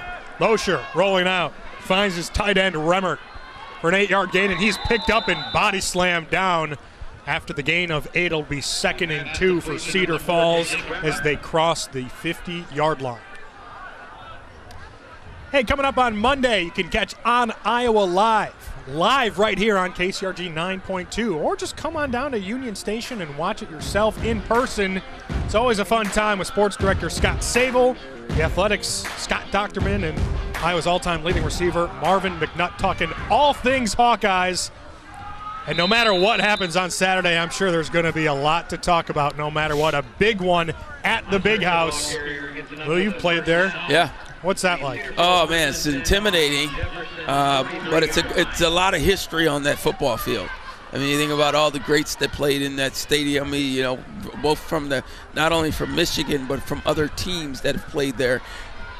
What a tremendous game this should be on Saturday. 11 o'clock kick, that game on Fox from Ann Arbor, Michigan. 1st and 10, the handoff from Losher again to Ostrich. That one going nowhere. It's actually going to be a loss of about 1.5 yards. Yeah, Ostrich's been the workhorse tonight. He's been churning and burning all night long. That young man is one tough young running back. One of the few plays there that he takes that goes for a loss of yardage. Similar to a Thompson, like a Jeff, and a big hit there. Another tackle for loss, and it looks like Ostrich hurt on the play, and it looks like the tackler hurt on the play as well. That was a collision you could hear from up here. And another injury for Jefferson, and Ostrich is hurt as well. We're going to take a look at the replay. This was a collision. Jake Thompson, he's 24 there. That's who the camera's following. It looks like he's the hit. That's not the guy down on the field, I don't believe it. Yeah, I see Thompson up, and it looked like some other defender there got his head turned. We'll have to take another look at the replay, but that's going to have to come up after we take a quick break here. 10 minutes, 16 seconds left when we come back. You're watching live high school football on KCRG 9.2. So down on the field is Josiah Zabo. It's following this hit here on Ryan Ostrich. Jake Thompson just walking away with a lot of swag because he was the one that delivered the big hit on Ostrich, the running back. But it's Zabo who took the worst of it. It looks like he's working out that left arm. Lou, we were talking a little bit in the break. There was a little bit of fear there, possibly maybe is, a head injury there. We saw some contact there on a neck bend, and it's a very optimistic sight, him walking off the field, not injured, but working out his shoulder. And nothing where he's down on the field for too long. I'll take a shoulder injury over a head injury 10 out of 10 times. Absolutely. And you get in the wrong position, there's all kinds of things can happen, particularly with the neck, the head, all of that stuff. So it's a cold night, and these guys are going to be, we've seen a lot of injuries tonight, so. Ostrich was slow to get up after that as well, but he is in the game as Losher takes off, slides feet first, just a yard short of the first down. It'll be 3rd and 1 from the 34-yard line of the Jayhawks. Big down coming up down here. If Jefferson wants any chance to get back into this game, one, they're going to need to start reigniting their offense, but you got to have the ball to do that. Big 3rd down stop opportunity here coming up. Yeah, if you're Cedar Falls right now, you're just going to play your base fundamental offense, keep that clock churning. If you're Jefferson right now, you got some guys injured, so you got to bring some heat. You got to bring those linebackers. Losher with the sneak. He gets the first down easily. Pretty easy to do when you're 6'5". All you got to do is basically throw your arm out there, and you've already got it. Yeah, and now, again, Cedar Falls is controlling the clock. They're controlling the tempo. And I talked about this at the beginning of the game, is they've lured you into playing their style of football. And that's clock management, not a whole lot of mistakes with the exception of the interception, but fundamental football, running, and they want to run the football. Loescher dropping back, pump fakes to his right, and now looks left. Being pressured, now rolling out to his right, and he's got tons of room to run. Sliding down after about a 6-yard gain. Was looking for a couple open receivers. Nice coverage on the back end from the Jayhawks, but it still goes as positive yardage for Cedar Falls.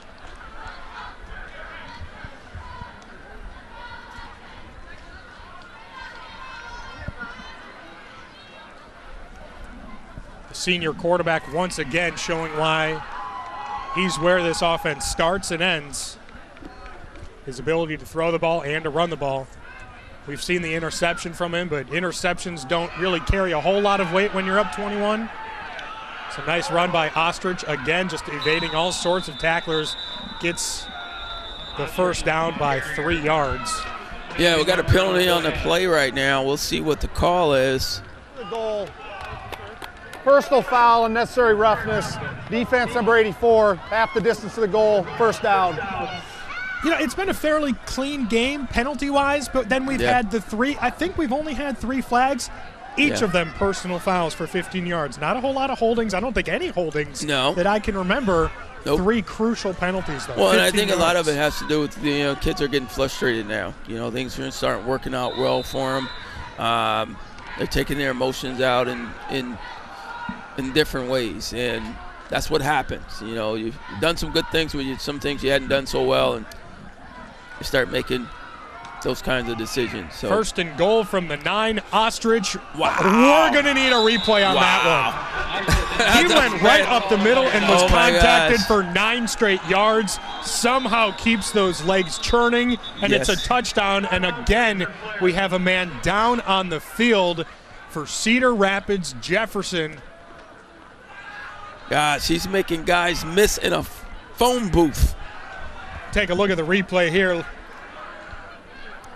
Lou, you're a ball carrier. Walk me through this one. All right, just a I formation play makes 1 guy miss, 2 guys miss, 3 guys miss, keeping those legs churning, twisting and turning like a bowling ball of butcher knives coming up the middle.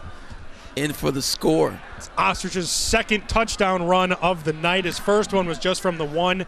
This one from 9 yards out to make it 27-0. Down on the field was Jamari Robinson, who looks like he's okay walking off on his own power. Man. Watch this, folks, in your living room. 1, 2, 3, 4. Twist and turn. That gets my blood flowing there. Textbook, right? Man, that's textbook. Love that stuff. Right up the gut, right up the middle of that offensive line, following those big linemen. So the lead is now 27, make it 28 after the Bryce Allball PAT. 4-touchdown lead for Cedar Falls with just under 8 minutes left to go. Cedar Rapids Jeff will get the ball coming up next after the break. You're watching live high school football right here on KCRG 9.2. The kickoff is deep from Bryce Allball, and the return over to the 26, and Cedar Falls is celebrating because a big hit, and there's another Jefferson Jayhawk on the field. I'm assuming the celebration, at first I thought maybe fumble, but the way they're celebrating, I'm imagining a truck stick type of a hit was probably delivered, and another man on the ground. And speaking of injuries on the training table, we have a player injured that we'll get to. Here's a look at what happened on the kickoff here. Well, and there's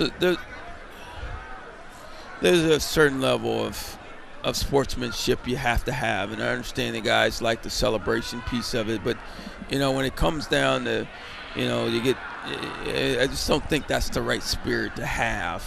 When you gotta. A big hit is a big hit, but when the guy's on the ground, it's... Yeah, you got to have... So again, the player is down, and with trainers surrounding him, I can't exactly make out who it was. 22 was the ball carrier. That's Dekai Pope. I'm not exactly sure if that's him on the ground or if someone got blocked into him. I don't see 22 anywhere on the sideline or in the offensive huddle, so I'm going to go as far to say that is Dekai Pope on the ground. And again, a game we've seen Coyle banged up, a game we've seen Ezekiel Leggins banged up. Yeah. We were going to get a shot of it. Thankfully, he's left the training table, but the other running back, Jake Thompson, was just on the training table getting his right knee looked at as we were on that Cedar Falls kickoff. It's just been a brutal night really for the is. Jayhawks injury-wise. Well, and both teams have been very physical. I mean, we knew that coming in that there were going to be a physical game tonight. And, you know, on the back end of this, the Jayhawks just cannot ill afford to have their key players go in and out of the football game because, like I said, they just don't have the depth. And so, yeah, we still have a player down. So I'm being told it's number 10, Maurice Wright, on the ground, who was not the ball carrier. So possibly getting blocked into, and a lot of times when your bodies are colliding, you get blocked into the ball carrier when you're not expecting that contact from behind you, also in front of you, kind of getting sandwiched. I'm speculating because I didn't see it, but that's kind of easy to imagine, especially on a kickoff return. Yeah, and that's certainly feasible. That's probably what occurred, but I don't know if they're looking at his lower.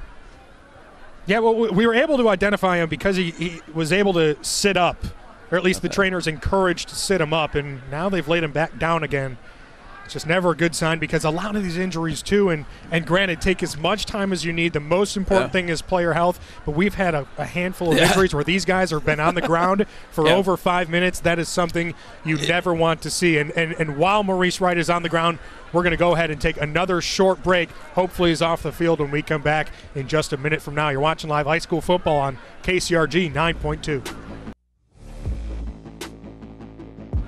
Again, Maurice Wright still on the field and in pain, still in the complete laying down position, being looked at. We were talking, you know, it's not a night where it's cramps. Obviously, this isn't a cramp, but just the amount of injuries we've seen where they've taken so long to get off the field.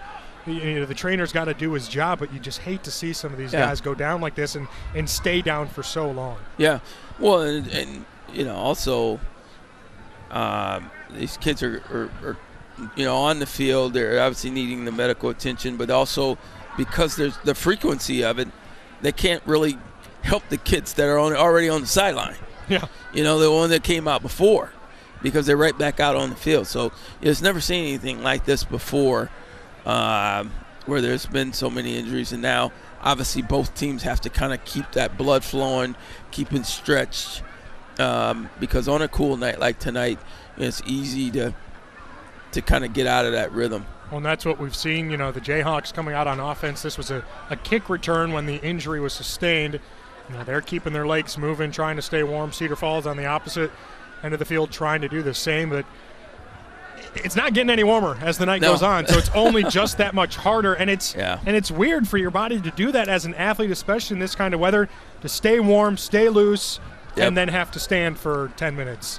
Get warm, stay loose again, and then stand for 10 minutes. It's just weird. Yeah. And certainly the trainers and the medical staff is taking every precautionary action that's needed for these young people, because they are young athletes, and you don't want to, you know, they got to do what they got to do medically to make sure that these young men are safe. So if it takes a little bit longer or a little bit deeper evaluation of what's needed, you got to do that for the safety of the young people.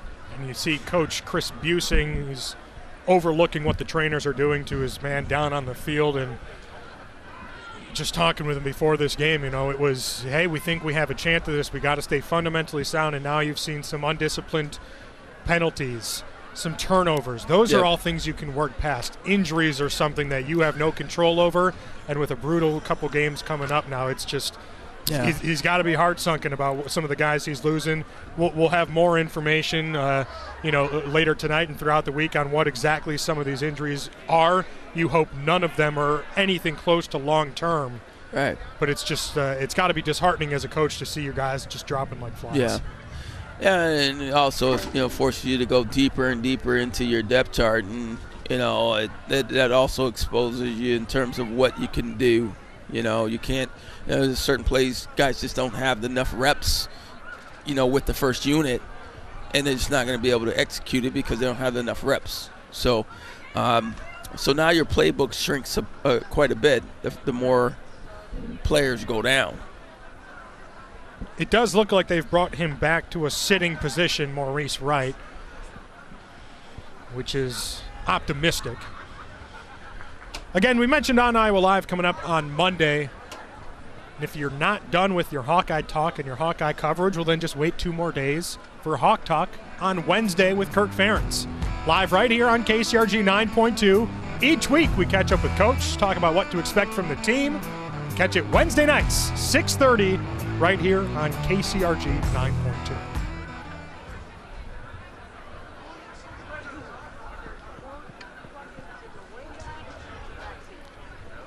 Just about 10 minutes to 10 o'clock. We have 7 minutes, 48 seconds left here in the fourth quarter.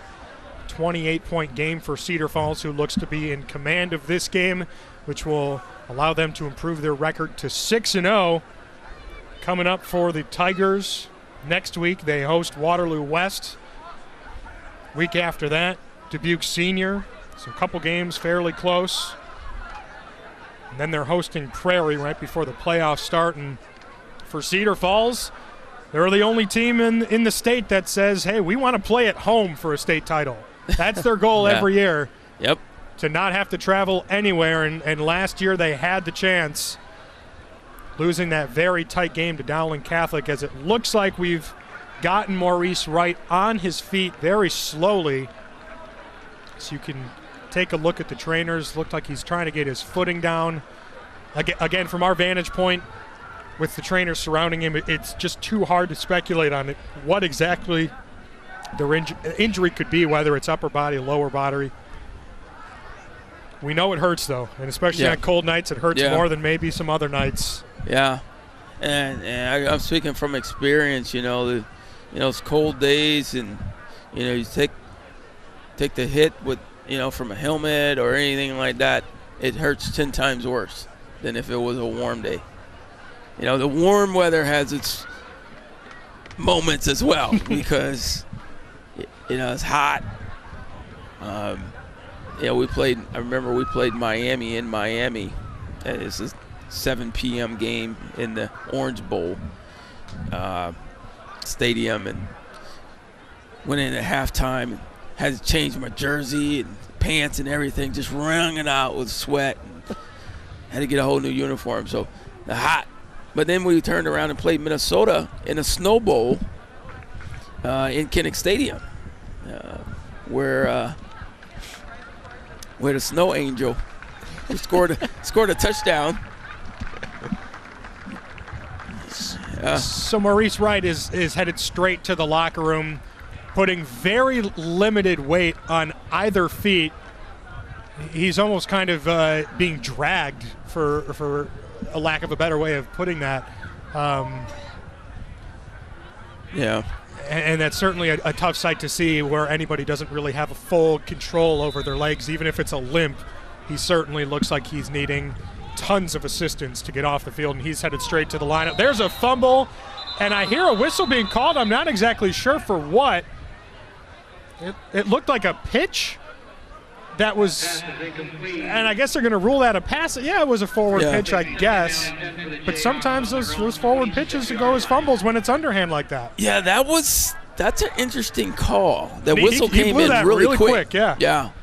And you can hear, we're right up here in Bob Brooks' press box here at Kingston Stadium, and we have the Cedar Falls assistant coaches and coordinators to our left, Jefferson to the right. And even though there's a door closed and a wall in between us, you can hear him screaming, "That's a fumble!" I thought it was too. Nevertheless, 2nd and 10 for Jefferson. The handoff to Damari Robinson. Nice gain there, about halfway to the first down, maybe gain of 6. Damari Robinson, the ball carrier on the play. And at this point, your offense hasn't really done a whole lot all game long. I got to imagine the focus for the coaches of Jeff, let's just get out of this. No more injuries. Yeah. Because that's certainly been the theme of tonight's game. It really has been. And it's unfortunate because this Jefferson team came out, obviously they were on a mission, and that was to disrupt Cedar Falls' game plan. And there's a big run up the middle. And ultimately it fell short because of a lot of key injuries to key players. It's a beautiful run there from Dylan Markham, the 6'1 junior. There's another look at it, just taking it up the middle, keeping both hands on the ball. And you touched on the point earlier of with these injuries going into the depth chart. We've seen a lot of Derek Bunton in this game who hadn't had a registered statistics so far this year. And then that run by Dylan Markham, at least from what I'm seeing offensively, he didn't have anything receiving. He didn't have anything rushing. His first positive yardage of the season so far, and it was a nice run for about 15. And then here's the other guy right on cue, Derek Bunton, for a nice 11-yard gain and a first down. Welcomes across to the Cedar Falls 42-yard line. Time ticking down though, but man, it would be somewhat positive for Jeff to kind of just get a statement touchdown here, even though maybe it's not as competitive. You're not necessarily trying to come back from 28 with only 7 minutes left, but just to salvage something out of this game positively for the offense, especially with a limited backfield and man. Swarming to the ball there, Logan Clements. That was big time. And again, the ball carrier slow to get up. But he does get up, which is the most important thing. That's Dylan Markham taking the hit there. Right. Big hit there. Just beat his man, and that's what happens a lot of times late in the game. Fourth quarter, you got new players in and out. Kind of lose that rhythm. So it's going to be important that Jefferson, like you said, it may be a nice statement if they can put the ball and at least get some points on the board. So an interesting move there. It's Ryan Chamberlain was the quarterback being gang tackled. Is Dylan Markham again.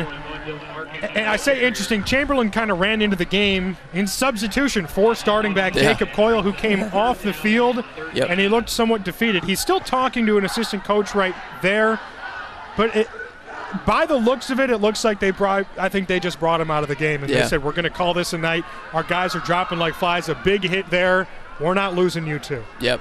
And I think did he get banged up a little bit earlier? He did. He was slow to get up, missed a play, came right back in a play after. But now Coyle on the sideline, his hands behind his back and his hand warmer, as the second team offense will take us most likely the rest of the way for Jeff. And I have to agree with that move. Yeah, it's just happening too frequently. And if you're going to complete this season, and we're going to take another look at it here from the ground shot, but you're going to complete this season, you got to have the best players that you have on the field, and you can't do that in a game where you're down by 28 points in the fourth quarter. The punt by Jacob Cross. Landing, and it looked like good coverage, and that's a heck of a punt. Jacob Cross is having himself a really good game. Yeah. As well of a game a punter can have, even though maybe the stats don't show up. Obviously, that's going to go for a touchback, not pinning in the 20. But man, he gave his guys a chance there to pin that within the 10. Well, he really did, and he's doing a nice job, even during adversity in terms of low snaps, high snaps. He's being able to make plays, and that's what you want from your punter. So it looks like, for the most part, a second-tier defensive line for Jefferson. Jake Thompson's back in the game at middle linebacker. He's a normal starter, as is Damari Robinson on corner, so a little bit of both. So the handoff goes right up the middle, 2-yard gain. Don't believe that was Ostrich.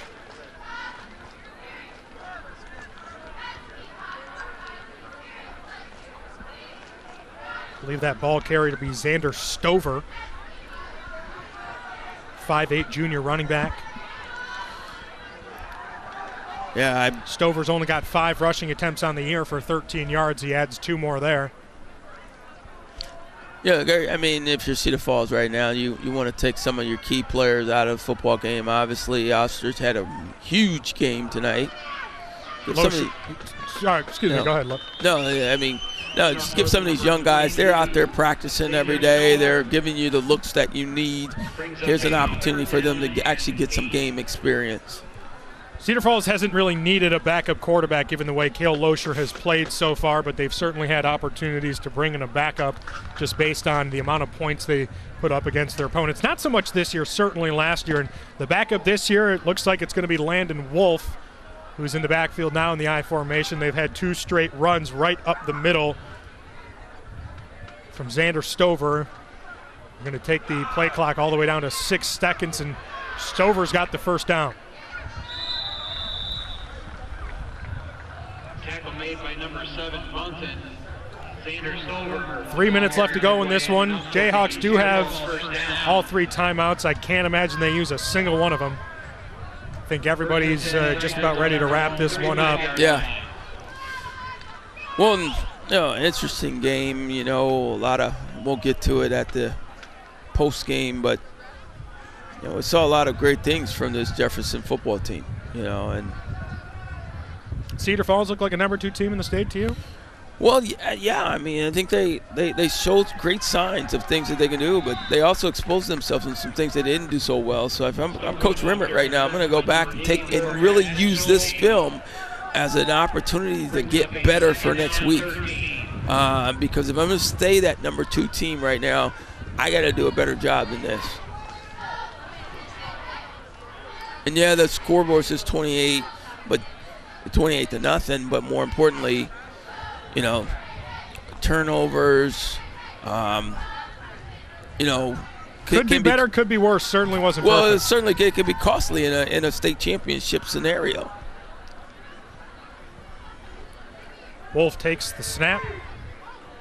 Hands it off to Stover again, trying to find room on the right. Jayhawk defense doing a good job tackling behind the line of scrimmage again. It'll go as about 3rd and 13, but the clock continues to run.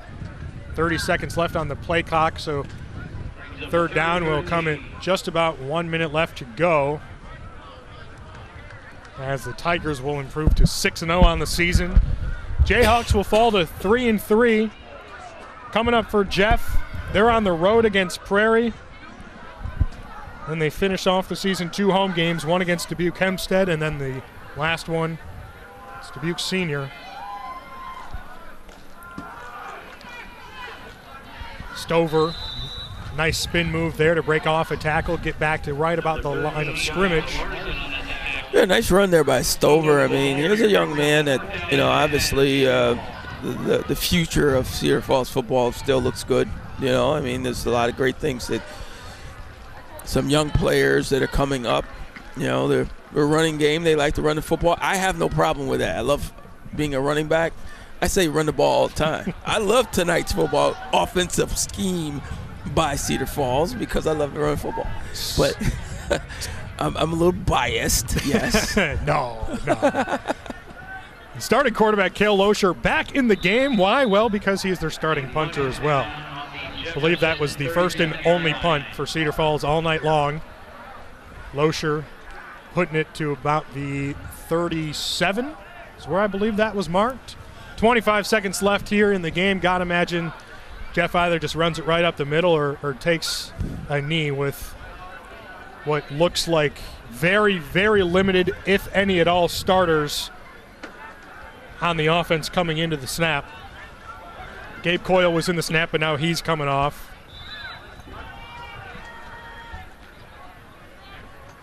Yeah, I got to imagine there's going to be a lot of ice bags in the locker room.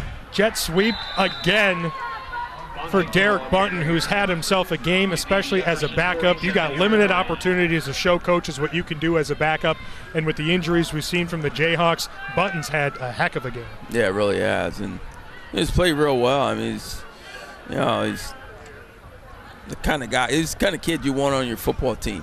He works hard and obviously runs hard, plays hard. just he enjoys the game. This one, the same play to the opposite side. This is Jamari Robinson getting the first down, but as you heard, there's the horn, and it's a final 28-0. We'll come back for the postgame. We'll wrap things up with some analysis on how this one went and what's ahead in the future. You're watching KCRG Live High School Football, brought to you by Rainer Garage Door of Cedar Rapids.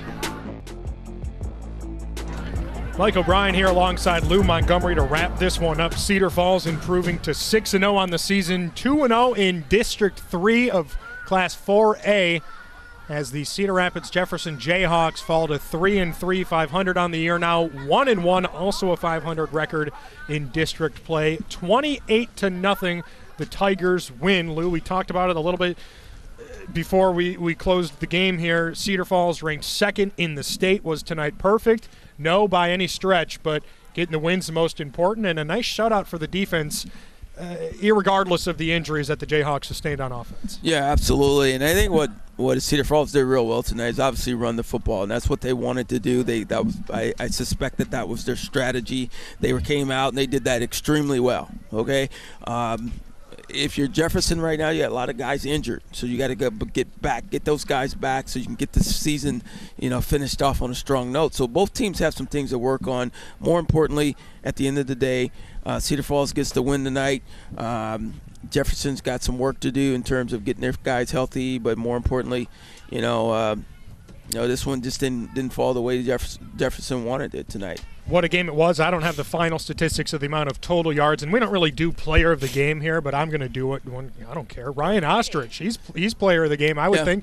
2 rushing touchdowns, 1 from a yard out, 1 from 9 yards out, but I got to imagine he was probably well over, right around 120, 130, just based on the amount of runs, and it seemed like each and every run was about 7-8 yards deep. Yeah, his average has got to be off the charts, and what a tough runner. I mean, to be a small runner like that, but like I said, he ran hard, was able to follow the blockers.